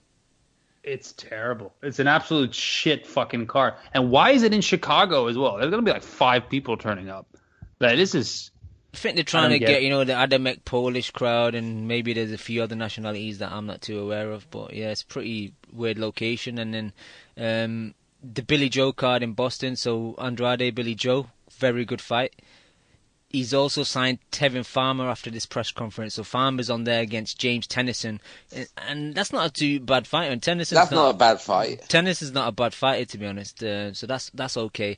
Kid Galahad's on there against someone, Toka Khan Clary, some American dude. And Katie Taylor's fighting Cindy Serrano. That's not a bad fight if you follow women's boxing. And That's a great fight. Danny O'Connor versus Tommy Coyle, which the fight that Leon was alluding to. But again, it's not a great That's card. soft. That's all right. It's okay. I think that Billy Joe That's versus very Andrade close. saves it. But yeah. But Kimo, it's also funny, after that press conference, he's also signed, what's his name, Maurice Hooker. Yeah.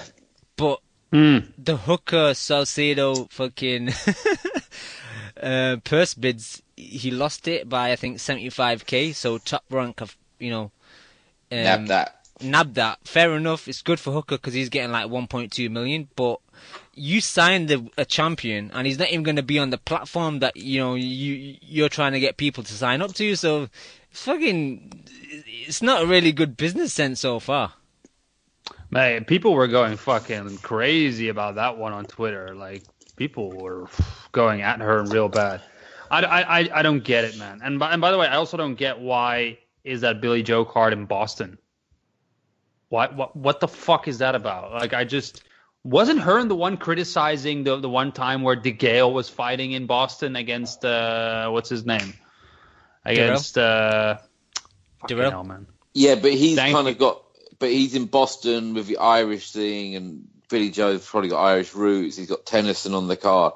It kind of Katie. makes a little Katie's there. Smidgen, Katie, yeah. Oh yeah, shit, I forgot. Yeah, Katie's there, so they will turn out. And I think where Rhode Island, where Andrade is from, it's not too far from Boston. So I think they're trying to say, well, he'll. Yeah, they just did the Irish thing. That's what they're doing. I don't know, mate. I'm not too sure about that. I know I don't mean to turn this into an MMA discussion, but there has been an MMA card there a while back with McGregor where there was actually a good audience, but I'm not too sure about Boston as a fight town. Maybe Americans. No, they've got some promoters out of there. Those guys from that band, Kimo, isn't it? Yeah, but it used to be like that, man. I don't think there's Dropkick Murphys and stuff like that, but there hasn't been that much anymore. I don't know if it's. I mean, you would expect at least, like, even though DeGale or whatever was not from there, like it's Boston apparently was known as a fight town, right? And when they're fighting there and there's 5 people, like, that's not very encouraging. Yeah, but that was when PBC were very young, to be fair to them, and they were kind of just making fucking mistakes left, right, and centre. But they seem to have sorted that out now. Maybe I'm wrong. I mean, let's not forget, Katie is one of the biggest stars in pro boxing in general, as Hearn said. So she should be drawing tens of thousands of people there. So let's see. And just to mention that the interviews I've seen Eddie, he kind of is underlining the fact that he's trying to bring big cards to cities that don't really get big cards. So Chicago. Obviously, we get New York all the time. We get Vegas all the time. We get LA all the time, so that's kind of his excuse, that he's trying to bring big time boxing back to the lesser known cities. Yeah, well, on the other hand, when he did the Jacobs card in fucking New York, there was nobody there either, right? So I'm not impressed, but yeah. News-wise, anything you guys want to talk about? We kind of discussed the cruiserweights World Boxing Super Series, and I don't really have anything else. We discussed Fury Wilder and 24/7. I don't know if you want to talk about that, Kimo. I'd have one point to make, but do you want to get into it? Or? Yeah, of course, man. We always need to go through the 24/7. Man, I love watching it. Right, I'll be back in a second because I ain't watched that. So, mate, it is the best part of the fucking show. What are you doing? I haven't watched that shit. I'll be back in 2 minutes. Oh man, it was a good one, Cam. Like always, 24/7 is just fucking quality. I'm happy that they let Golovkin speak in his own native language. Like, that's always a better thing because he just comes across as a completely different guy. Like, when it's in English, it's always the same rehashed shit, even though I love it. But like, it's always the same sentences, and he never really expresses his opinion because he just simply can't, and he wants to be a nice face to the media. But when you let him speak in Russian, it's a completely different fucking story. And I'm sorry if it's not in Russian, but as far as I know, Kazakhs speak Russian. So if I'm culturally insensitive there, I'm sorry. But I do think it's Russian. And it's like, he just turns into a completely different guy. Like, he sounded very, almost vindictive and very serious about the shit that happened. And I'm happy to see that, put a little bit of fuel on the fire. And, yeah, Canelo, what can I say, man? I fucking love Canelo. And I troll an incredibly amount about him on the internet. But he has a lot to prove in this fight, man. And that's why I'm pumped to see it. I'm actually really, really excited for this rematch. And the 24/7 just kind of escalated again like it always does. But I'm really, really excited. I really, truly believe that Golovkin has a chip on his shoulder here. And he does strike me, Cam, and maybe I'm totally overanalyzing the situation here, but he does strike me as a kind of guy of principle, like he does kind of have a sort of honor concept in combat. And I feel like even because he knew Canelo as well, like he feels a little bit disgraced. And I hope he's going to come out real aggressive in this fight. I really do. And I think he might actually. But he's just not as good as he was before. So I think it's going to be a very interesting fight. And I'm very curious how Canelo looks. That's a bit of a wild card as well. Is he going to look the same? There's a ton of pictures going around about his body type now that he's slimmer and da-da-da-da. I honestly don't see that much of a difference, Cam. I don't know about you, but he's still pretty jacked. So it's just going to be interesting. I don't know if he's going to fight the same way, but if he wants to, take a chance at winning this, then he's gonna have to up the activity level a little bit more. But yeah, I'm kind of getting into the fight already, and we're supposed to talk about 24/7. I'm just pumped, dude. I'm just fucking pumped for this. Did you watch it? Yeah, I wish I would have went first because your point is, regarding the language thing, that was my main talking point. Like, I was really surprised. I think maybe it was. Do you think it was their own maybe idea to speak in his mother tongue, or do you think it was a kind of angle from HBO to say, you know what, it might work better that if you speak in your own language? Because I thought you're totally right. He came across very differently when he's speaking his own language. Like, he seemed a lot more angrier. Like, Golovkin in English, he could say he murdered someone, and it sounded like quite happy-go-lucky. But when he was talking, about how Canelo's, cheated and stuff like that, like, I 100% agree with you. He's definitely got like a chip on his shoulder this time around. So I'm looking forward to it. I'm just really surprised how, we're like 10 days out, like 9 days out of the fight, and the rematch is kind of lacking maybe some spark. Maybe it's just me. We're not really getting any coverage over here. And obviously last year we were in the States and we were fucking totally hyped about the fight. But it just seems it's lacking a bit of sparkle for me. I think you're right. Maybe it is that we're across the pond. I really don't know.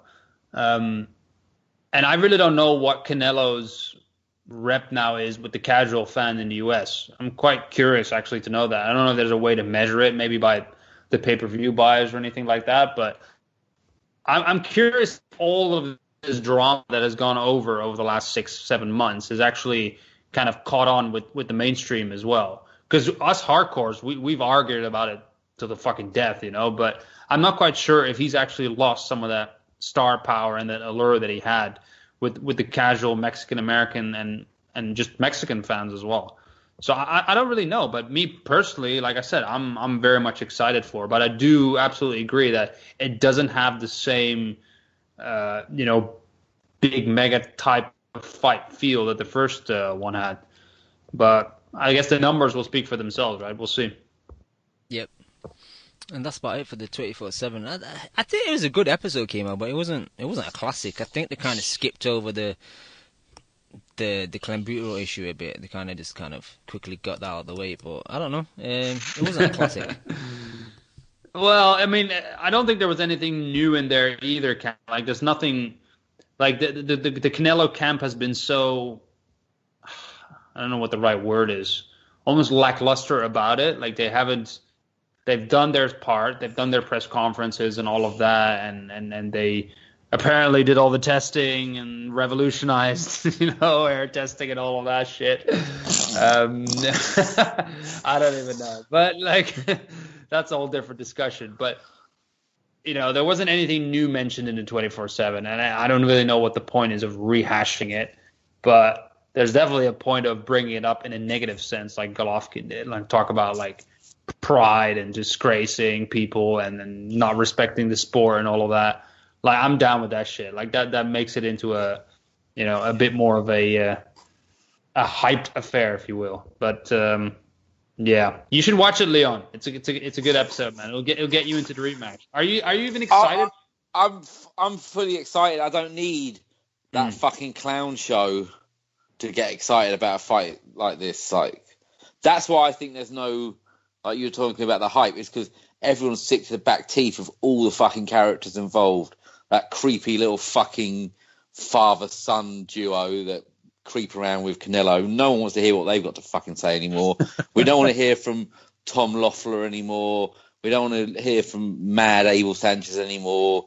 The cokehead, we don't want to hear from him anymore. Like, that's why I think people are sick to the back teeth of it, because they're all, still all bickering. He cheated. he got caught, he got banned, and we should just that they're still bickering about that shit. Like if they were that upset about it, they shouldn't have taken the fight. Just like all the build up around it with this kind of panto, I just couldn't give a shit about, to be honest. Like I'm sick to back teeth with all of them. No, like that Tom Loeffler's a prick as well, isn't he? Like that none of them are that likable. I used to like Tom, but I think as he's kind of grown, they're quite childish and as he's kind of grown in notoriety, he's kind of like got to stick up his ass a bit. But I agree about this whole. Has though. He's right. I agree about this whole like every time I go on boxing scene, Golovkin. Oh, I'm really I really hate Canelo now, and Canelo. Oh, Golovkin's disrespectful now. I'm gonna show him like what the Mexicans do. It's like fucking shut up and just fight, man. Like I hate all that back and forth bullshit. Man. It is a bit overkill. I do agree. Oh, it's fucking everyone's. That's why everyone I see it on Twitter. People saying, "Oh, I'm underwhelmed for this fight. It's a shame it's taken so long." It's because of all this shit. Leon also in the UK. Like it's a shame that it's pay-per-view here as well on BT Sport. Fish eyes is getting to you, bruh. How much? Do you know how much it is? No one buy it. No one buy it. Fucking just no one buy it. That's what I'd say. If you're thinking about buying it because it's a good fight, don't. Do you know how much it is? It's like 16, 17 quid. BT have just come to sport. They're now taking this money. You don't want to give fucking money to that jacked up ginger fucker. And Golovkin's made enough money. Don't buy it. Like, just don't buy it. No one. I know it's a good fight, but it's just ridiculous. All right. I do think, though, guys, that the moment where like they're standing across the ring, I think I do. It's gonna be great. Everybody's blood is gonna get boiling. Like it's gonna be a good moment because I'm gonna be like, oh shit, here we go again. Like, let's see what happens. Because I hope they really want to hurt each other this time. Mm-hmm. Because like, unless he's really hurt, I won't consider it a victory. Yeah, I do agree. Unless he's twitching on the floor, fucking twitching on the floor, his mum crying in the crowd. It's not. I'll take no enjoyment from it. Well, that's a bit of. I'm just fucking around, but you know what I mean. You know what I mean. I just think, like it was so packed. Like people thought I was being negative about that fight again. I watched that again. It was fucking passive for long periods. Like both of them. Like it was technically very good, and like there were some really good moments, but. Like, I don't feel anyone really. Like, I think Golovkin won it comfortably, but I felt he could have done more, and I just felt very. Yeah, just like a lot of periods of not much.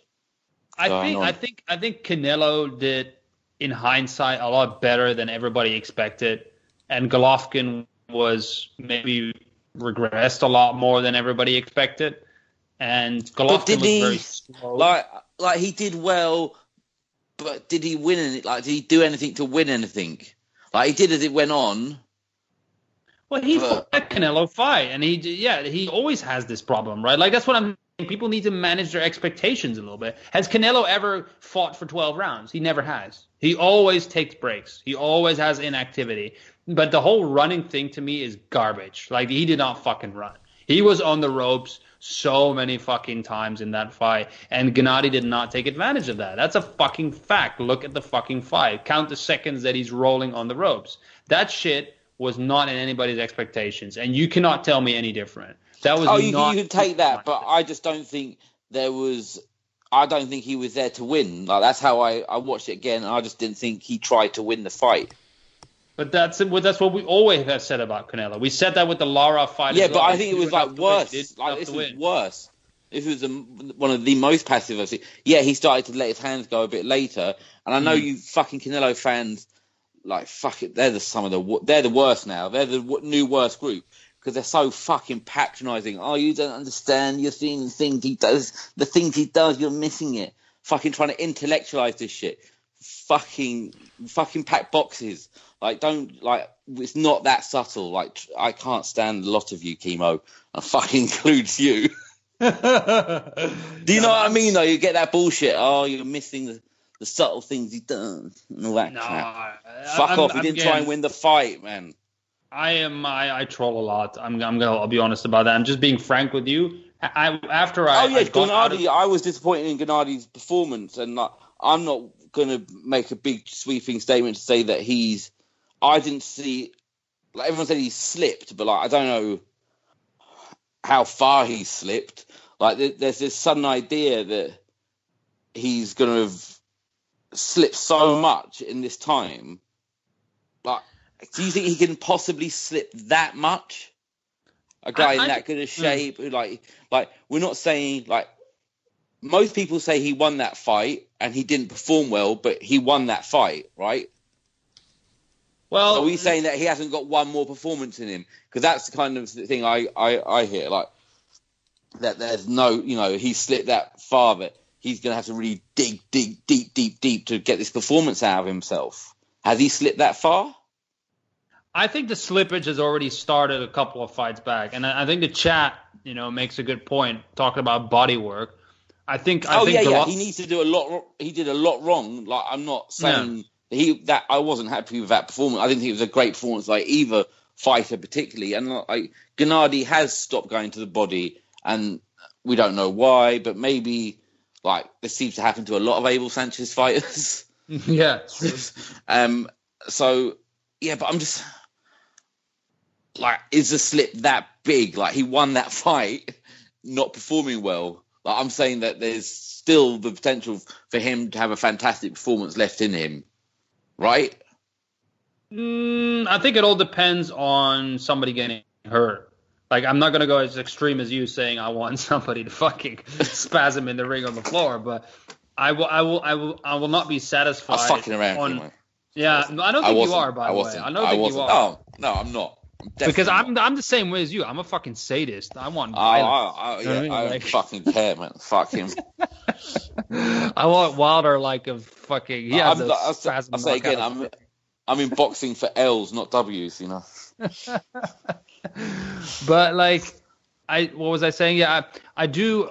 I'm not going to be satisfied with a similar result. That's what I'm saying. Like, I want at same least here. A knockdown. I want a knockdown or something. Somebody needs to get fucking hurt. Like, so your boy does need to do more, doesn't he? He does. He does. But on the one thing I have to give to Golovkin is he can be pretty goddamn discouraging when you land a big shot on him because he just takes that shit and walks through it. Like that right hand. I keep going on about that right hand that Canelo landed on him was absolutely fully monstrous. Juiced up Canelo. Like, and even the full of steroids.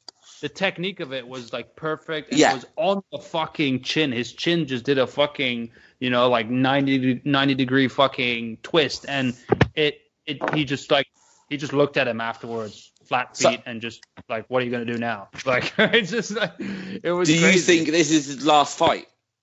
Who's? Do you think that if GGG wins this, do you think he could, he might let it all hang out because it's the last thing?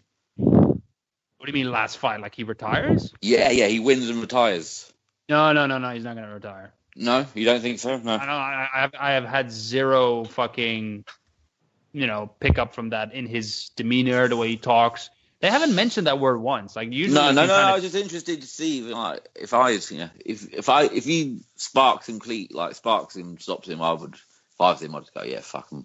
I think there's too much money to be made for him now in his career. Yeah. If he beats him, there's a lot of money. Yeah. So there's too much money there. I think he's definitely got 3-4 fights left, and he might again. Most guys go out not on their own terms. This is fucking. This is boxing. It's a big fight. So it's gonna be like. He is an aggressive fighter. He's going to fight a couple more times. And then there comes a time where he ages and that right hand fucking doesn't, just doesn't save him. It just sleeps him, Yeah. I was talking with, who was I talking to the other day about this? Oh, it is our boy from Long Island, KH. We were discussing like, who can you think of, like a fighter that has never really lost their chin and hasn't been like completely fucking wrecked at the end of their career? Think about that. Well, that's it. Eubank was never knocked out, was he not? No. Okay, Eubank. He was stopped, but I think he was stopped. But like he had a chin on him until the end. Like he could take a fucking Right, Cam? I'm right, aren't I? Wasn't he knocked out by who the fuck was that? I think he might have been stopped been by, stopped but on when his he feet. once he went up to fucking cruiserweight. Yeah, but I don't remember being like iced out. No, I don't think he was. Yeah, like I'm saying he had a chin on him, and he's mad as he's a mad fucker, but like. Yeah, he had an his incredible brain works, but like it's a mad brain. Mm. But that's the only guy I can like. I mean, there's some others. I'm sure there's some others. Everyone sees for some take reason I damage. thought Collins knocked him out, but he didn't. I just looked it up. No, he didn't knock him out. He just beat him. He just beat him up. But yeah. No, we were thinking of James Toney. Like even though he's a complete, brain dead fucking zombie, like he's never really been slept with all that damage. He had an incredible. Yeah, he was. Oh, it's just insane. Like, but it's really rare, fighter. right? Yeah, incredible, pure fighter. But it's very rare that guys can just get away with that, and you suffer the consequences of it, right? Like you see with James, like he can't even form a sentence anymore. But imagine we had someone like him around at the moment. He'd fucking chew these two up, wouldn't he? Nah, he fucking would, wouldn't he? He'd fucking munch up your ginger boy, that's for sure. he'd beat Golovkin. Mate, at fucking middleweight, oof. James Toney was at middleweight. He was a proper fighter. Skinny James Toney is. We could do with one of them, yeah. Is one of the greatest things I've ever seen in my life. But, yeah. Anyway, Cam, we got so deep into this, man. We went into the previews and everything. Like, what are we doing now? Should we just do predictions on it? And Cam's boy. Oh, are we doing predictions on? Or do you want to wait, Cam? You might as well do it because we've kind of discussed the fight. So yeah, what do you think? Why don't you go first, Leon? I'll let you take this one first. I can't. I'm not even going to make an educated. Like, I'm only going to pick with pure faith. So GGG to knock him out. That's not even. I'm not thought. That's just that. I'm only going to pick what I want to happen. That's all I can do in these big fights. Oh, God, I think it's really hard, actually. It is closer. It's close. It's really difficult. I wouldn't be surprised if it turns out to be the same exact fight. Maybe a little bit more swaying in either favor, but I have a hard time believing that Canelo is going to knock him out, even though I've fantasized about that shit so many goddamn times, where we get a Pacquiao-Marquez moment and, the legend gets fucking slept. But it's probably going to be a close fight again. And yeah, fuck it. That's going to be my prediction. It's an anticlimax. I don't want that to happen. Jesus Christ. Hell yeah, it's raining. Calm down, mate. All right. So my prediction is Canelo split decision in another close fight. A robbery split. What you got, Cam? For me, it's interesting because Golovkin's boxed, the majority of his life. Like, if he goes back and watches the first fight, he must understand that he didn't go to the body enough. Because I didn't watch the fight back recently, but I did watch obviously the 24/7, and it showed a lot of replays of the fight. And when he was going upstairs, he was missing so badly. Like Canelo, say what you will if you like him or you don't like him, but on the ropes, like, he's very elusive, man. He makes you miss a lot if you're going upper body or if you're going to the head. And Triple G was missing so much, so Abel and even himself, if he sits down with his brother and watches that fight, he must know that I need to go to the body, stop this guy from moving about. If he makes that adjustment, I would pick him to win the fight, possibly by stoppage, but there's nothing, he hasn't shown me anything where he's going to go to the body or not. Like, he has declined the last couple of fights, so I kind of favour him with Kimo, maybe like a Canelo split decision. Cam, shall I tell you something? And I'm just going to say it. He's declined in 2 winning fights. No, hang on. I had him losing the Jacobs fight, and I had the so did I, but he still won, like. And I had the Canelo fight a draw. Fight. So. But Cam, let me make a statement here, yeah, and then see. People are willing this shit as much as anything else, man. I'm telling you. If you agree or not, like Canelo, I think is top 3 defensive fighters in boxing right now. What do you think of that? That's a pretty fair comment. Like, Yeah, see what I mean? Like, he is fucking good defensively. People hate it on him a lot for all kinds of things, but one thing you cannot fault is his defense. Like, it's really, really fucking solid, and it's fundamentally very sound. he rarely knows gets how to hit slip. He rarely gets Rarely. hit with clean shots. And if you watch him, a lot of his knockouts, Khan, what was the other dude, man? The black dude, the one in the baseball stadium. His name escapes me right now. Oh, little Kirkland. Like his muscle Khan, memory is so Kirkland. excellent. Like every time he throws like a hook to the head, he always rolls underneath. You'll see it against Khan. He rolled underneath the shot that Khan was trying to hit him back with. He rolled underneath the shot Kirkland was trying to hit him back with. Like, his fundamentals are excellent. Yeah, man. If you compare him to other like top pound for pound guys like Crawford or Mikey or anything like that, Mikey, I don't know about that, but for example, TC gets hit way more than fucking Canelo. You know, like Canelo is very, very fucking disciplined. Yeah, but and he Crawford's doesn't allow also a himself lot more to get sucked aggressive. into brawls. Huh? Yeah, because he's a lot more aggressive. That's why he gets hit more. That's Takes not more entirely chances. true either, bro. Like we've Oh, against fuck it. Let's, okay. Yeah, he's defensive because he concentrates on being defensive. Like, that's why he's, like, all people who are very good defensively. Crawford, Because they let me tell you usually something. concentrate on being defensive.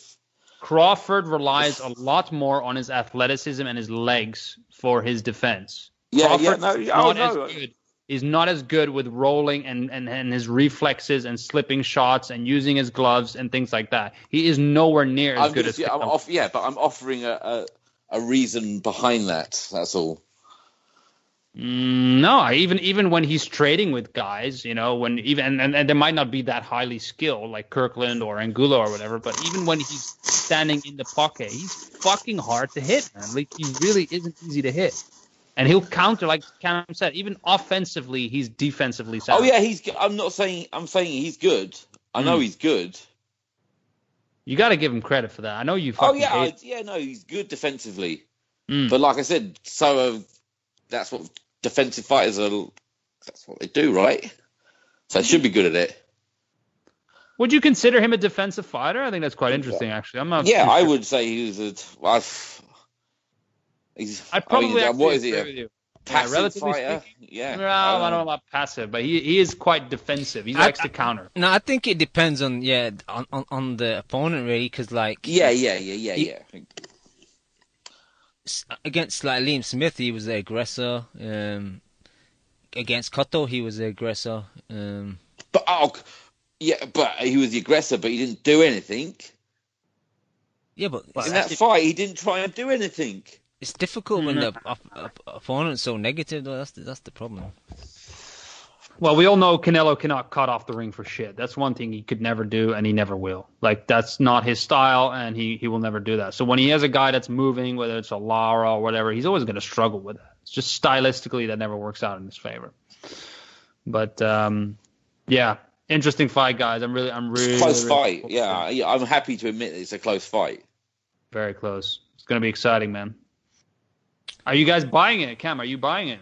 I don't really want to. Hopefully, I might get hooked up with the stream or go around to someone's house and watch it, man. But 4 o'clock in the morning, that's the problem. I don't want to go to someone's house at 4 o'clock. Just fucking invade their house. Oh, God. Don't do that. Anyway, should we preview some more fights or what? Yeah, we'll just go down the undercard. I think Lemieux O'Sullivan is a decent fight. The problem is, like, Spike's a bit stationary, and like if he stands there and tries to trade with Lemieux, I think he's going to come off second best. Lemieux's going to get another one of his highlight reel knockouts. I do see that happening, to be honest. Yeah. He's going to get the Curtis Stevens treatment. Yeah. Ooh. Lemieux only bad. loses against movers. A lot of people, say the guy's shit, but if you want to fight with Lemieux, you're gonna lose. I don't know a lot of guys that can fucking deal with that shit. He has some very crisp, small, tight hooks, that he throws, and they're just packed full of fucking power. So, yeah, Spike isn't that good, man. No, Spike's not very good. Spike really isn't that good. Like, I know everyone likes to say he did wobble Eubank, but Eubank also beat the living shit out of him, didn't he? For about 8 or 9 rounds, and then he quit. Like, so And it's Eubank. You know, Eubank's not for, like you said, Lemieux is basically not very good when he's, especially in certain kind of fights. But if you're just going to stand there and like hook with him, like he's got like big power, like he's one of the biggest punchers around, isn't he? No, he's got dynamite in his fist, Yeah, man. yeah. So like I can see like it will be one of those. It could be one of those scary ones where he crumples someone. Yeah, and they've been talking shit on fucking Twitter as well. Like Lemieux was getting pretty vocal. So because that Curtis Stevens, I mean, it's like low level, like you know, it's not the highest level stuff, but that was a beautiful knockout, wasn't it? Oh, that was glorious. Yeah. I love that knockout. Another thing, I think Lemieux's still very embarrassed with his performance against Billy Joe, so I think he's going to be out to impress.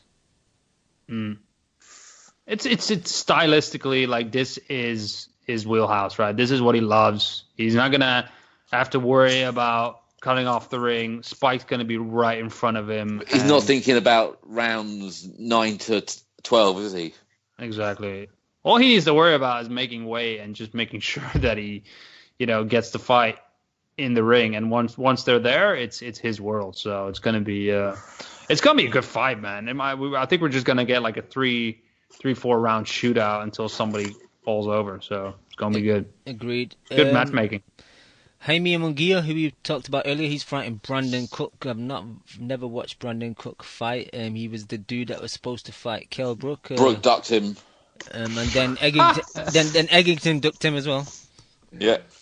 So I killer. haven't really got much to say on him, so we'll just move on swiftly. Kimo, your boy's back, man. Roman Gonzalez fighting Moses Fuentes on the undercard as well. Oh, man. Actually, I just discovered very recently that's on the card. Man, I don't know. Did you see those pictures of Chuck on the internet recently? He looks fucking weird, man. He looks fucking odd. Kimo, do you think he should? You know what? I know this sounds terrible. I think he should finish.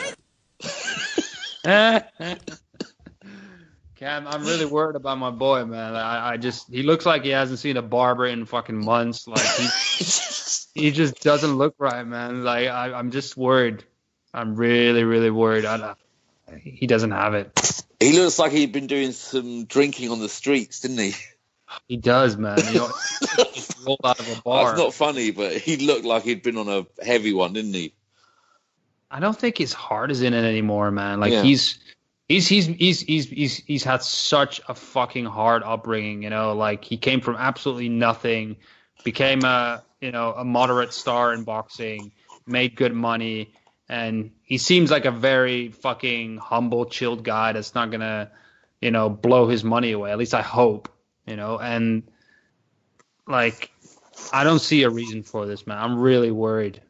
Like Fuentes is not exactly, an Estrada or whatever, but I just don't know how good he is right now. I don't know what he's got left. That was a devastating fucking defeat. We were there, Cam. Fucking hell. I still remember that night like it was yesterday. It was very sad.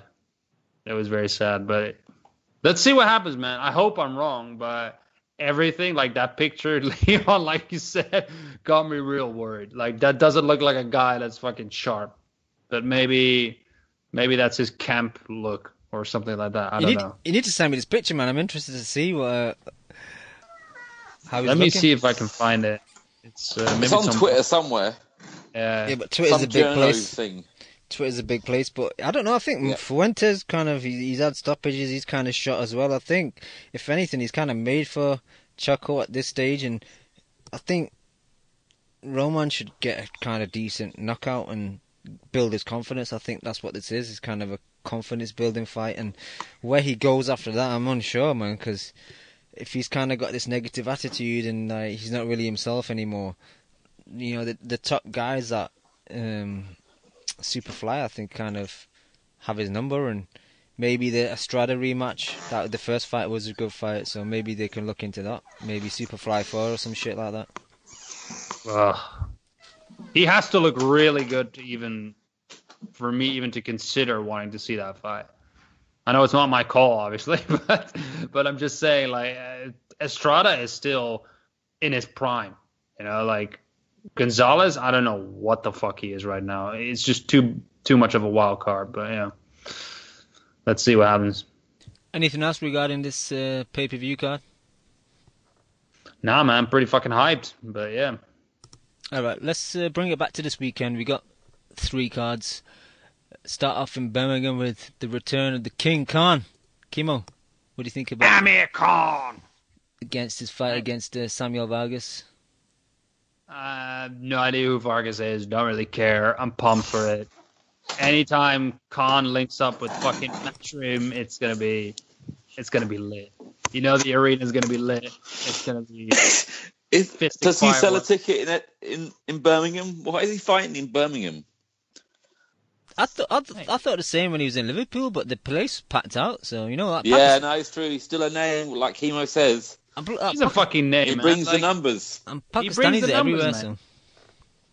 Dude, say what you want, but Khan is must-see TV, and when you put him on Sky, there's just something electric about it, man. I mean, that atmosphere, Cam, when he came out, don't lie to me, that was fucking deja vu, right? Like, I felt like it was 2009 all over again. That's what I was going to say. It reminds you of old box, like, from, back 10 years ago, doesn't it?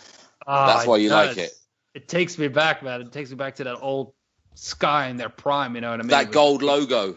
The gold bar along the bottom. Yeah. Thing of beauty that was. Exactly, man. It takes me back. It's good. It's good to have Khan back, man. Like I know this is probably like an easy fight, but as soon as he signs a big name, everybody in their fucking right mind is going to tune in because it's going to be must-see TV drama. You know? That's the one thing. Like you go along for the ride because he might be getting to a really good fight and he might be winning it like for 11 rounds and he might just get brutally knocked out. Like he is worth watching every time because it is absolutely whatever you say about him and like he's a daft sod, isn't he? But it's fun. He's been in some fun as fuck fights, man. I'm sure we will talk about Kell Brook, but I mean, there's no comparison, is there? Really, career-wise. I just think Khan, like, he gets hated on a lot by boxing fans, and that's okay. You know, like at the end of the day, any type of publicity is good publicity because they're gonna tune into the fight. But like outside of the ring, like, yeah, he's a fucking mess, right? Like everything that But I kind of like him more for that, like for being mental, doing crazy shit. Like he's not like some bored. Like that's the one thing I don't look at him as a matchroom fighter. The same way because he can't be controlled like that. Eddie can't keep him from doing exactly what he wants to do whenever he likes. Eddie can't log into his Instagram. No, exactly. Skype account still locked, probably. Yeah. No, but there's a certain tension in the air when Khan fights. Like even for example when he came back to England to fight Julio Diaz, right? Like everybody was like.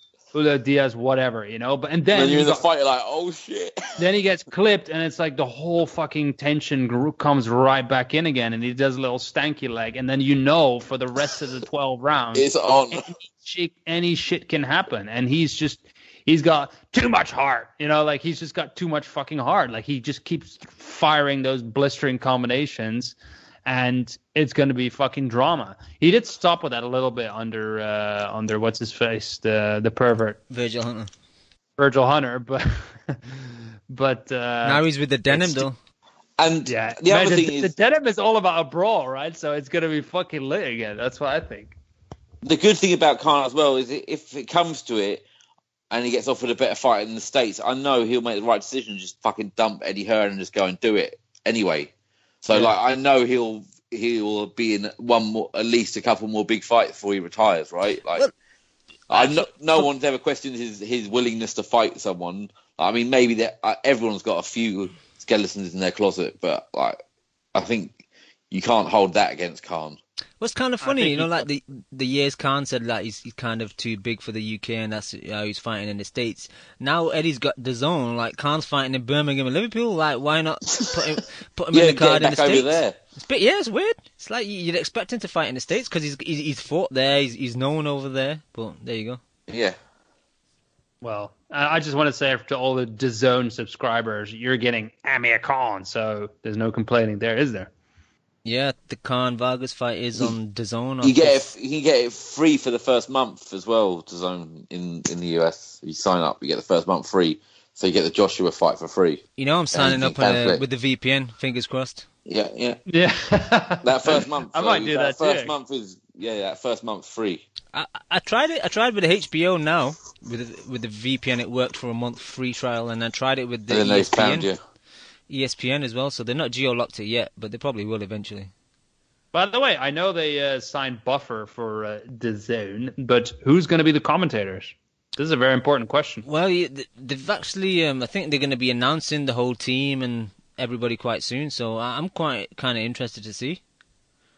You know, if they bring back Nick Halling and Jim Watt, I might fucking do a 5-year subscription, honestly. I think it's going to be some Americans. If it's Mauro Ranallo, I might fucking jump off a bridge. Like, honestly. Bro. Oh.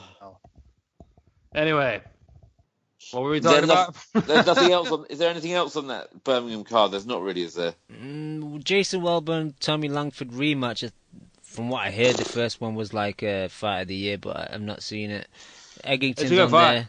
there. Yafire's on there. The kind of usual suspects. But I just quickly talk about Vargas. Vargas is not very good. He's fought Spence. He's fought Danny Garcia, but his punch technique's poor. He's got a slow jab. He kind of jumps in with leads, so you'd expect Khan to kind of beat him. The one thing he has got, he's very tough, man. Like Spence hit him with a big shot. He did get up. He continued. He kept getting caught with big shots. Same with Danny. Danny was landing everything on him, and it wasn't a fact where he quit or he was knocked out. It was a fact that the fight was stopped because he was taking too many punches because he's a tough guy. So I don't expect Khan to stop him. I think it's going to go 12. But yeah, man, he's a tough dude, but he's not very good. It's going to be a fun fight, Cam. It's a great match for Khan. I think he will stop him. Especially with Khan as well, because Khan always starts off really good and kind of fades towards the end. And if Vargas is still there and Khan's getting tired and getting clipped, man, it could be interesting towards the end. Yeah. Well, I'm psyched actually now, man. This is gonna be good. Same night, but in the States on. Are we going to talk Showtime. just quickly while we mentioned Khan about Brooke deciding to move back down to 147? What has I he? mean, this guy. What the fuck is wrong with this guy? Has he announced it? Shot. Yeah. I didn't know that. Yeah, he's going back down to 147, Cam. Do you not know? What the fuck is this about? Like, his career is just like, I don't know, man. I imagine if it was a visual metaphor, his career would be like the picture of a man who's had his leg slashed with a machete while on holiday in Tenerife. So That's what it would look like. So what do you actually think this is about? Do you think like Khan has Khan demanded that fight, the fight is yeah. at 47? Someone was telling me earlier he was already on Talk Sport today talking shit about Khan, like trying to get the Khan fight. So desperate. Khan has got him by the balls. Like, he is so desperate. It haunts him at night. It's incredible. I love it. He's got his like retirement money, Khan. He's just got it in his pocket. He can give it to him whenever he likes. Yeah, Because exactly. it's still like, because you know that Khan would be crazy not to think about it, because with all that, how British boxing has gone, like the British boxing fan has like, I guess there's more people watching the sport, but they're kind of caught up in the matchroom side of things, lots of them. So you know that they could sell that fight still. Like, people might say it's a bit too late for people who watch a lot of boxing, but there'll be enough people to lap that shit up. Those people, they'll talk madness, won't they, to each other? They'll talk so much shit to each other. Chocolate brownies and all this and Mate. Whoever says that fight is too late is full of shit. People Honestly. think it, but like, I still. Bring them here? These people are fucking liars. As soon as that fight gets signed, they're on the wagon and they're gonna watch it, and they'll talk shit about it until the build up. But when the fucking night itself comes, they'll be sitting on their couch Because you know, you just don't. You don't know that now, particularly, it's actually might be even better now because a feather might be able to crack Kell Brook now. Like he's taking so much damage, and also Khan's chin. So like they're both so vulnerable that the fight might even be more exciting. It could be a knockout, drag-out war, with fucking Khan's chin exploding and Brook's eye fucking flying out of the ring. Like it's gonna be incredible, man. Like, I think I just visualized that. Hype this shit up big time. Yeah, but that's what I mean. We can all deny it, but like, we can all say what we like. You're right, Kimo. But if that fight got signed, I would just go full Sky Matchroom like bot account and get fully into it. Because I've always wanted to see that fight. I still don't care. Like I still want to see that fight. It's a don't great. You? Like I think everyone really deep down wants to see that fight. I love that fight, man. I'm drooling at the thought of it signing. I'm just waiting for that day to come. I still believe it'll get made. They do really dislike each other. It's not like you're they trying hate to sell something. Like there's a narrative there. Like I'm surprised Eddie Hearn's not fucking. He must be on the phone to Khan every day. Just going, please give me that fight. Please give me that. He must be begging him. I would be if I was Hearn. I think it's just that fight would be the perfect storm, right? Because it will be an accumulation of guys who really despise each other. It's not a joke. It's not an act. So all those narratives that Hearn's already built with these other things, it just all ends up in this one. It's been building up for years and years, and you put that shit on Sky, Eddie will love it. He will fucking relish in that shit, right? He will build it up like no other. It will be a massive stadium fight, and these fuckers will be on, like the fucking every channel, breakfast shows on the BBC or whatever, fucking arguing with each other. It's gonna be lit. It's gonna be fucking amazing, and it has hype everywhere. By the way, not just in the UK. I think a lot of Americans want to see it as well. It's gonna be good, man. Like it's a great fucking. It's one of the true grudge matches that we have in boxing right now, and it needs to fucking happen. Yes, Kimo, I'm fully into this now. Yeah, I'm on my fucking promoter chair right now. It's man, it's a great fight. So Cam, you don't want to see this fight, do you? He loves it. He hates Brook. Well, he hates the fact that Brook's probably gonna win. Yeah, I think if Khan made Brook quit, would that be enough? Like, would you stop watching the sport? If Khan made Brook quit, yeah, would you go like that's enough? I've seen everything I need to see now. Yeah, can't get any just better. walk away. Yeah. You know what? If that happened, Leon, it'd probably be this. You know what? I know this sounds terrible. I think he should finish. They need Naz on commentary for that, especially for the shit. Oh yeah. Yo, DAZN should get Naz. Yeah, rock him up. You can't control. He's the uncontrollable. Like, yeah, he's. He is the zone, by the way. He will be the zone. Yeah. Oh, good. I would sign up for it if he got him. If he was going to be like commentary on every commentary as well as a pundit on every fight. I want him doing commentary. He could call the blow for blow by blow. That would be amazing. Oh man. Good Lord. Yeah, sorry, but then we've also got what's that US fight, Cam? Now we've shat on Brook a bit. Yeah, Saturday, September 8th, we got Barclays Centre on Showtime, and I think Box Nation have got it. The ghost of Box Nation. Danny Garcia versus Sean Porter. Kimo, go. Go. The ghost of Box Nation. Can I ask you one more question, Cam? I want you to be honest on air, yeah? How many times have you watched Errol Spence beat the shit out of Kell Brook? Just give me an estimate of the amount of times you watched that fight. Not that many, I'd probably say 4. Really? That's enough. I've watched it, I'm not even joking. I've probably watched it 15 times at least. Right? You hate Brook as well, don't you? I hate him so bad. I love watching that fight. Oh, because you must have been so, multiple quits. That must be...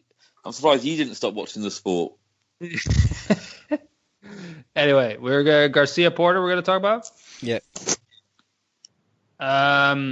Yeah, it's flying a bit under the radar for me. It's a solid fight. I'm just kind of curious how it's going to play out stylistically because Danny is good at guys that come towards him, but Porter is a little bit of a different type of come forward guy. Like he's more of an American football tackle than a boxer. So I hope it doesn't turn out to be one of those fights where he just constantly rushes in, Danny ties him up, and then that's what's going to happen. It's going to pushes be him horrible back all the time, because I hate that. It really, really disgusts me when that happens.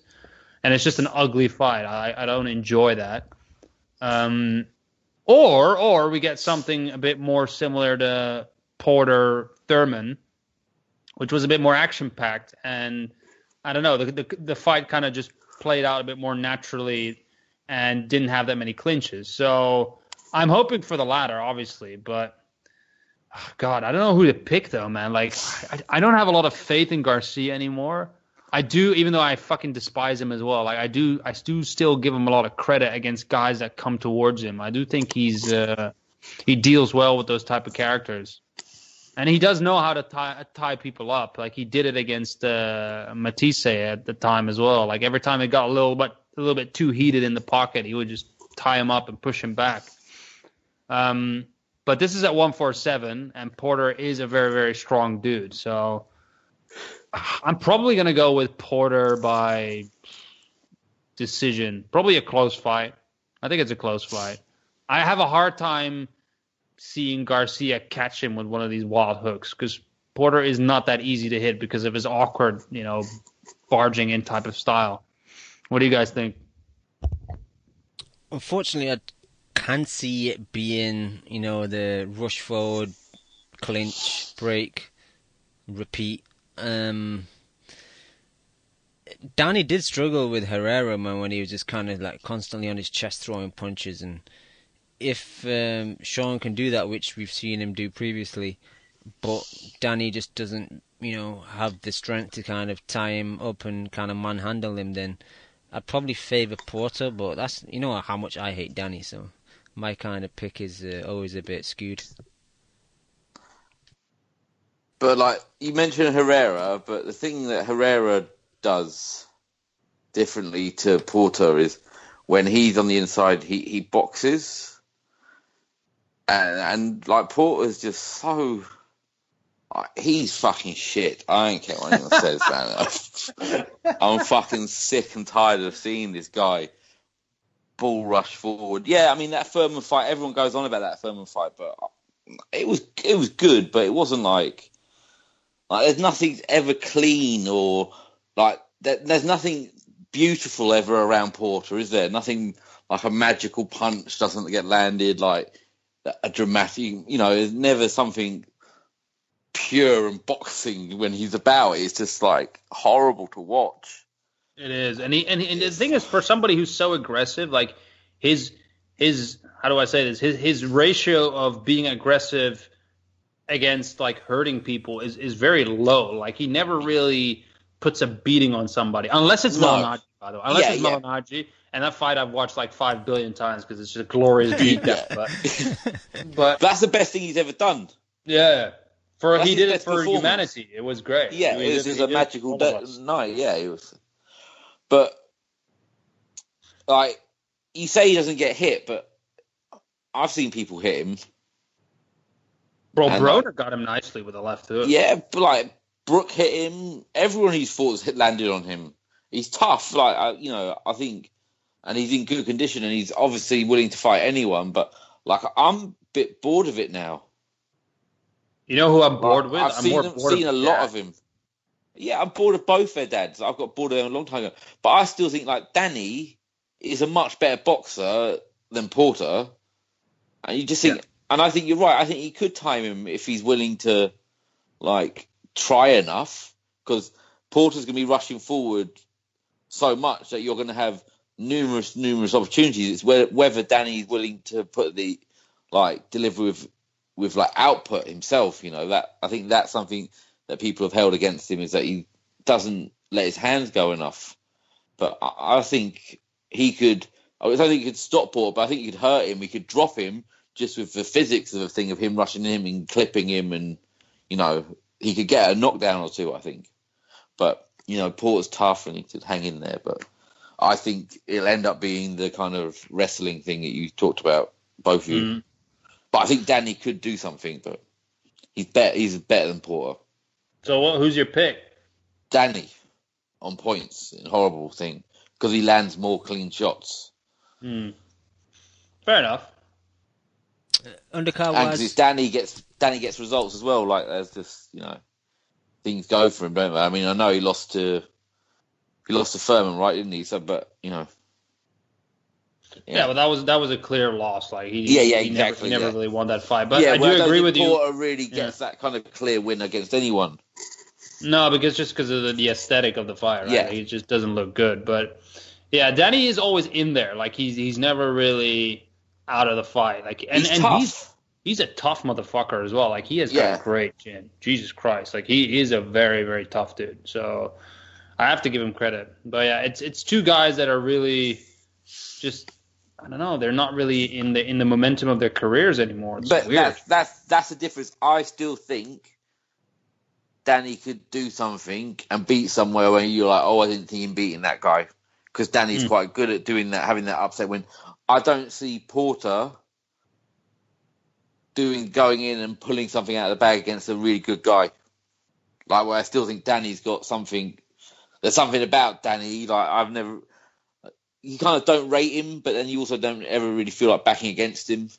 Like he's got a weird quality where, like, I think you're right. He stays in fights. Yeah, he's a strange guy, man. Yeah, he's a weird dude. He's weird. He's always been very flawed, but at the same time, there's nothing that he really doesn't do badly, and he's kind of little good or / decent at most things. I don't know, man. I don't like Danny, like that's not a secret, but I do give him credit in his toughness and in some of his counter punching ability, no matter how weird it looks sometimes. Like again, that. But his timing's good. His technique might not be perfect, but his timing's good. His timing is good, and even though like he does do weird shit, like throw punches with his eyes closed and things like that, like if it works, it works. Like I'm not gonna judge a guy just based on that it looks weird. Like sometimes being weird is effective. And that's the difference. Is Porter, and when he fights a lower level guy, it's still a kind of gruely, horrible thing. Where Danny fights. Gets like highlight reel knockouts, doesn't he? Against those like lower level guys. But Porter is always scrappy. It always is. He's just not very good boxer, is he? He's just very kind of physically strong, and he's willing to fight.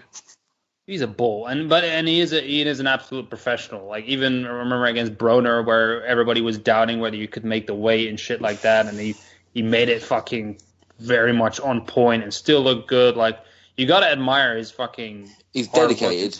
Yeah, he's super dedicated. But he's just... I don't know. I think also staying with his dad might have hurt him in the long run as well, because he has physical gifts. I don't think it's a coincidence necessarily that he's kept the same style throughout his entire career.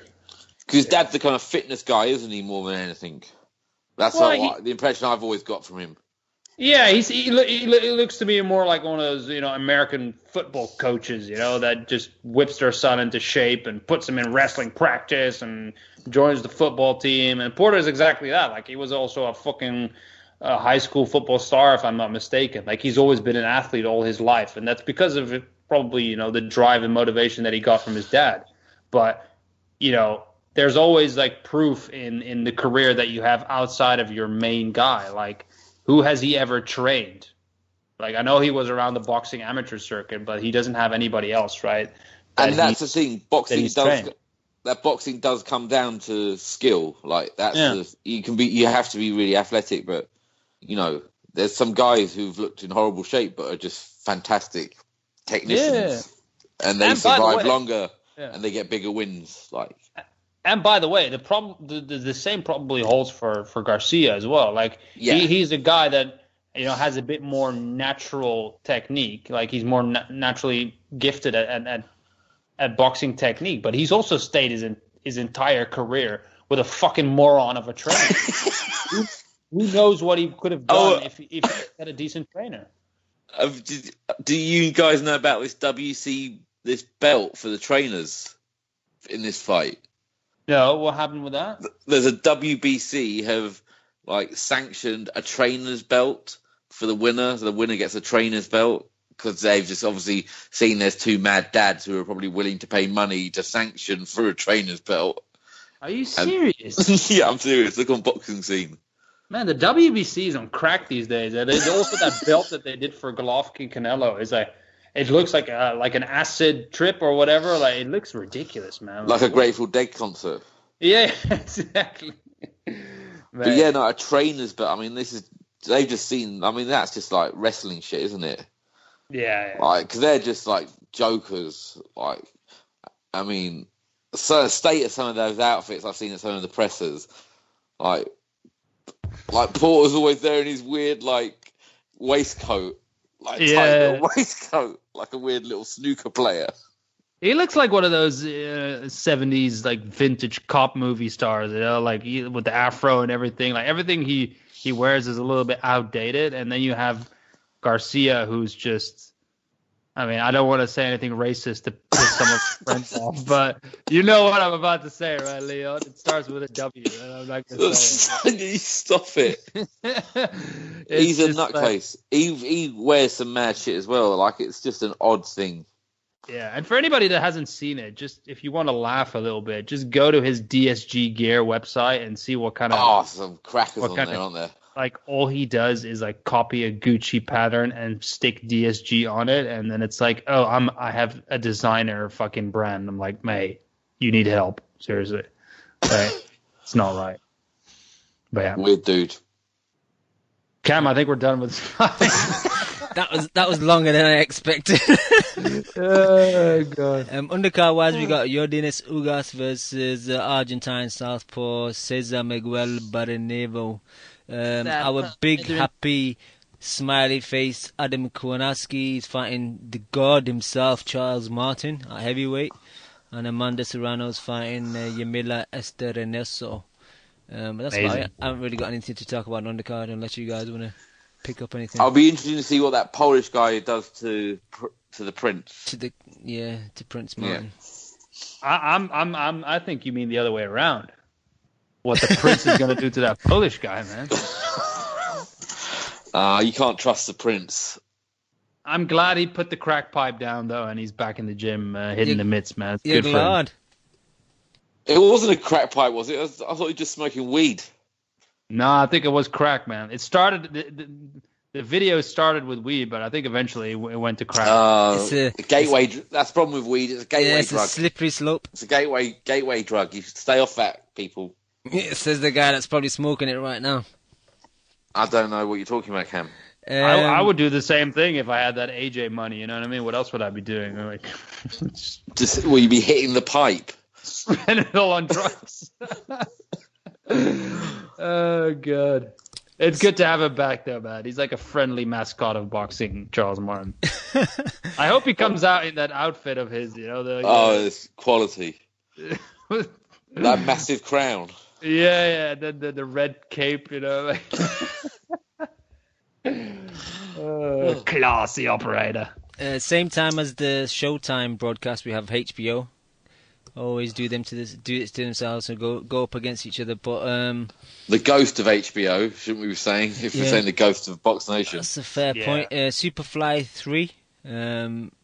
For people who are gonna maybe watch this in the UK, I read that Loeffler said it's gonna be on his website 360 Promotions. So I don't know if it'd be geo-locked, but if you're not going to watch the Showtime card live, then you might want to catch this. But Kimo, we were at Superfly 1, and Superfly's just getting, I don't know, it's getting weaker and weaker as they go.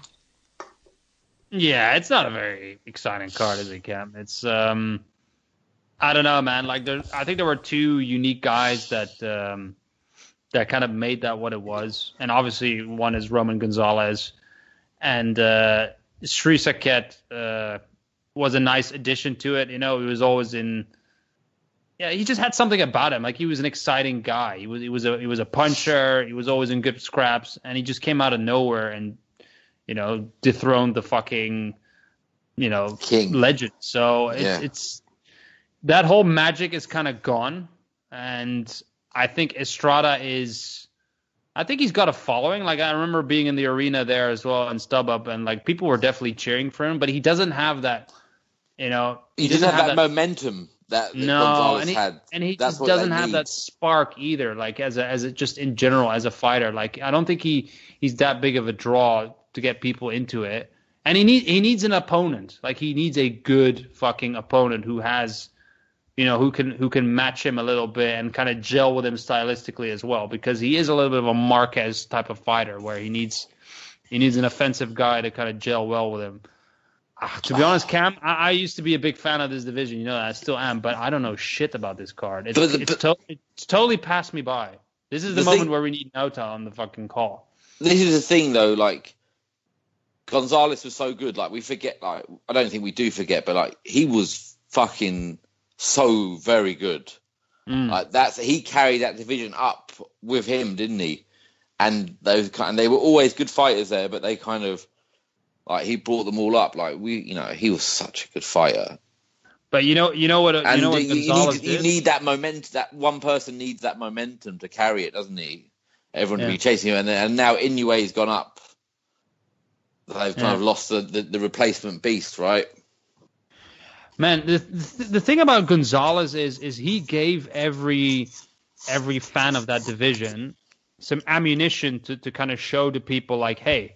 Check this guy out. You want to talk shit about fucking small dudes, and you're saying, oh, they don't have power and it's boring and this and that, and there's nothing to get excited about. Watch this shit. And I remember clearly when he was on that Golovkin undercard.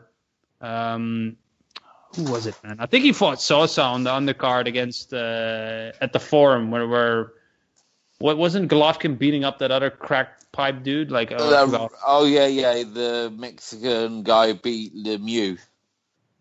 No. It was the other dude. Fucking hell, man. What was his name? The African American dude that he beat up. The absolute nobody. He slept him in like 2 rounds. Anyway. Yeah. Anyway, like I remember Dominic that was like a Dominic Wade. Thank you. I think that was the Dominic Wade card. So that was one of the first times that Gonzalez was on HBO, right? And they did the perfect intro as well. Like Lampley was like, we've all heard of this guy, and now we're gonna see what the big deal is. And then he just came out like guns fucking blazing, and firing off like 6-7 punch combinations and hurting this guy body head, like, and everybody was like, whoa, who the fuck is this guy? Like everybody got on the wagon, right? And that's because of his style, that's because of his technique, but also because of his power. Like, it added so much credibility to the division. Because I've heard so many people come up to me over the years like, oh, these guys, they don't fucking have any power, and they just throw punches for 12 rounds and nothing happens. Like, Gonzalez changed the game. But a guy like Estrada is never going to have that allure, he's never going to have that appeal. So, however, when you match them together, like if you match Gonzalez against Estrada, then you get fucking magic. So I don't know. I don't even know what the fuck Sri Saket is doing right now. Like he's back in Thailand with a new wife and shit like that. Just chilling, isn't he? Eating yeah, rats. I don't know. I don't know, man.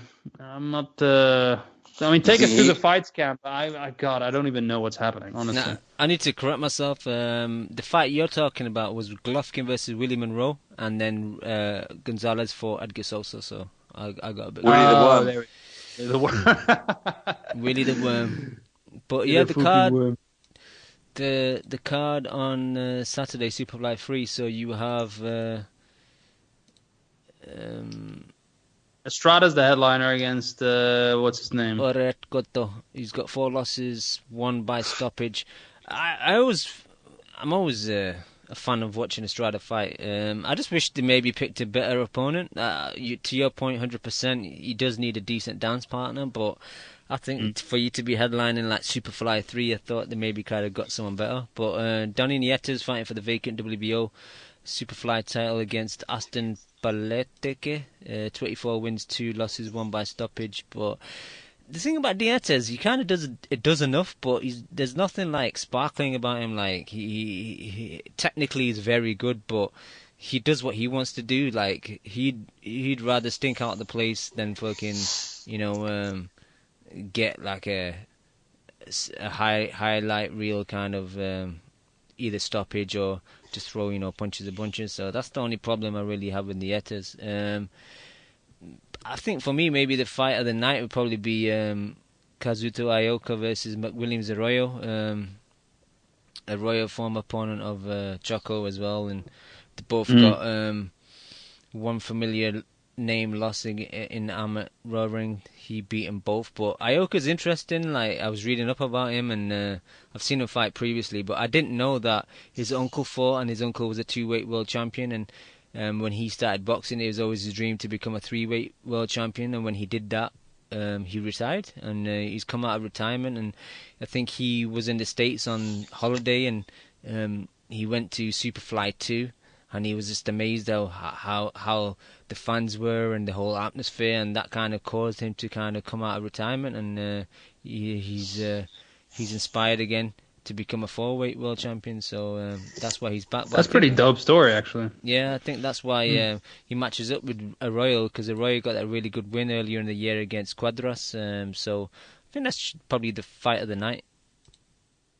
And that says something, right? If that's the fight, if that's the fight of the night. I'm looking at this guy's record that Estrada is fighting, and again, I have no fucking idea who he is. But apparently, he fought Omar Narvaez like ages ago, like in 2014, and he lost. Like, I don't know where they dug this guy up, but no, Naoto will probably tell you like, oh no, he's a pound for pound great, but no, he's got losses all over the place, man. He beats Lomachenko.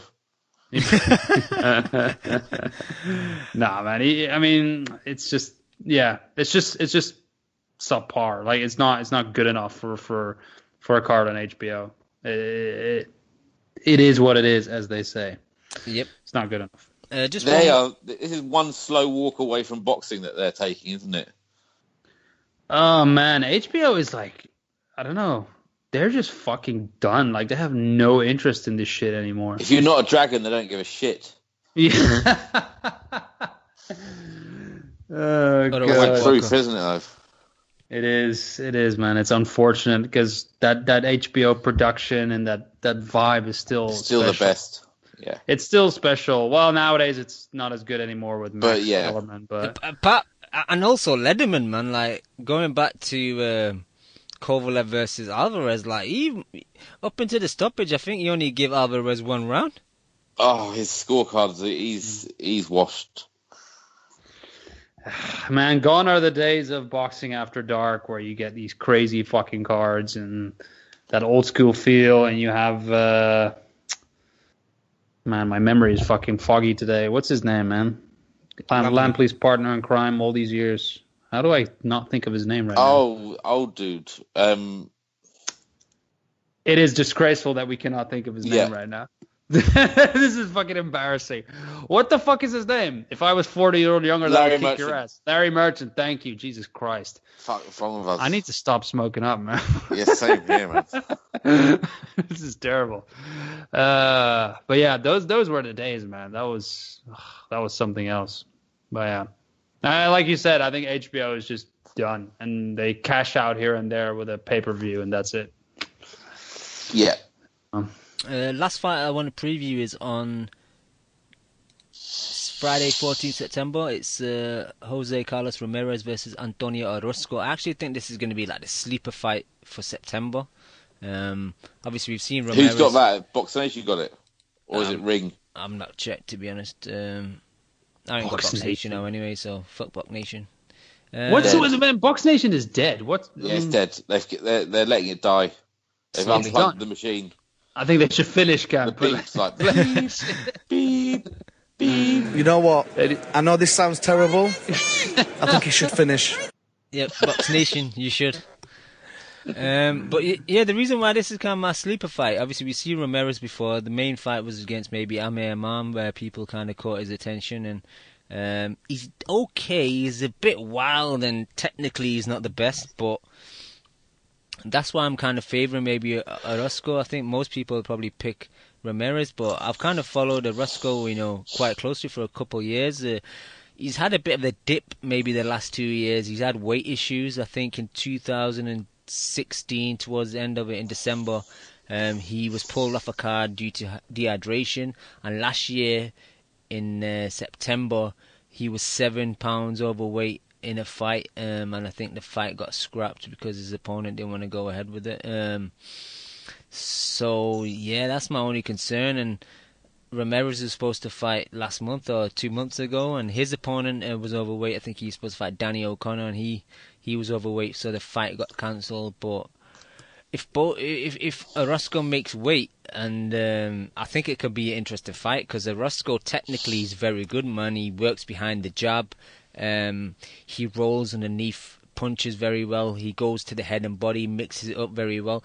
Only one negative I don't like, Kimo, is he does this, where you get some fighters where they'll be out of range, but they'll still be like feinting and bobbing and weaving, and it's like, why are you doing that? Like, you're not even close to the Conor guy. Ben does that. Yeah, that's the only negative thing I don't like. Bob and weave in and then stand in front of someone. Yeah, it's like he looks a bit like a jackass when he does it, but apart from that, technically he's very good, man. And like, as he was coming up before some of these weight issues, he got good wins. He beat Emmanuel Taylor very well. He beat Humberto Soto pretty well. Yeah, he did. So, and he's up there in fights now. I think this is his like 28th fight or something. So it's about time that he's got a crack at a world title shot. I'm picking him, man. Maybe You're riding. You're going with that. my only issue, Leon, is like with the top rank now. Like Ramirez is their baby, so I think. Yeah. Bob's going to have the judges in his pocket, so it could be a bit of a robbery on the card as well, to be honest. Oh, Bob's doing well for himself. Everyone likes Bob at the moment, but he'd screw a fighter so hot. Like some of the cards that got done against some of his fights. But he's like very popular at the moment, isn't he? 'Cause, like, he seems to get a lot of love from everyone. But I don't know if you guys got any opinion on this fight. Not really, no. Kimo? I mean, all I know Orozco for is beating the shit out of fucking shoulder roll Imam, so that's it. That's Ramirez. Yeah. That's Ramirez. That's Ramirez. Sorry, Ramirez. See, man, I'm fucking scrambled today. It's scrambled eggs up there. But yeah, no opinion, Cam. It's I just realized that we forgot to talk about Peter Quillen, J. Leon Love, man. Like, I want to talk about that. What? I didn't watch it. Didn't even know. I Has just it realized that fight took place. Is it already been? Yeah, that It happened. was August 4th. That was undercard of Devin Alexander versus Berto. Did that fight happen? Yeah, I didn't watch that either. I haven't seen that entire card. Can you imagine? I'm gonna watch that tomorrow. Who won? Did Quillen must have won, no? Quillen won unanimous decision. Oh, I bet that's a horrible fight. Yeah. I'm gonna watch that. Mate, is there any other previews? Because I've got one more item I want to talk about. No, that's it for previews. Just to let people know, hopefully we'll be back after the Golovkin fight to kind of review that and then preview Joshua. So that's why our kind of previews are limited today. Hopefully we'll be back in about 10 days. But go ahead, Kimo. Yeah, and then for that card, I am reading on Boxing Scene that Sam Eggington versus Brandon Rios is in the works. How about that? That's just like White Walker versus White Walker. But isn't Eggington fighting this weekend? That's fucking great. I like that fight. Yeah, Leon makes a good point. Eggington's on the card on Saturday, you know? Unless they're gonna pull him off, Leon. Yeah, maybe. I like that. There's one good fight on that undercard. Is that Mate, I'm gonna do it at 145, by the way. Yeah, 154. Sorry. Brandon Rios at 154? Yeah. Fuck me. Mate, is Sam Eggington only 24 years old still? That is crazy. Yeah. It is, man. Like, imagine what he's going to be like at 30, man. He probably won't be able to string a sentence together. He is 24. That is insanely young. That is so young. I still love when Paulie unleashed that 20-shot combination on him. Yeah, he Nothing. he loved that. The savage Eggington, what a guy. But that cruiserweight fight's good. That what's his Akoli versus Askins. Yeah, that's a good fight. Hang on. The Source is fighting this weekend? No, he's AJ. fighting on the AJ undercard. Oh, he's shit. He's gonna lose. He could lose. There's a very good chance. I would pick I'd pick against him in this fight, wouldn't you, Cam? But we'll talk about this another time. Sorry. Hey, I'm fucking hyped for Okolie now, man. Ever since he beat my boy, I'm kind of rating him at the moment. When is O'Hara fighting? Actually, he's fighting a decent fight as well, isn't he? Jack Catterall. Yeah, That's a Jack good fight. Catterall, mate. That's gonna be a scrap, innit? I need to watch that shit. What's your other thing so we can get out of here? That was the point? thing. The Eggington Rios fight, man. I'm fucking Right. It was a good thing then. Oh. Jesus Christ, I'm shot. These are the things I get excited about in boxing news. Just two White Walkers like Cam. Yeah. Oh, God. HBO might put him on, man. I like that shit. All right, Leon, you got any final thoughts? Nah, man. That was long. Kimo Puto, any final thoughts? It was a wonderful, wonderful fucking show. Yeah, it's a And good show. I just want to say sorry to Natasha Jonas, man. Like, don't take it Brutal. personal. It's just about Gallagher. That's it. She'll be back. She'll come back stronger. It's fine. Natasha. You know what? I know this sounds terrible. I think he should finish.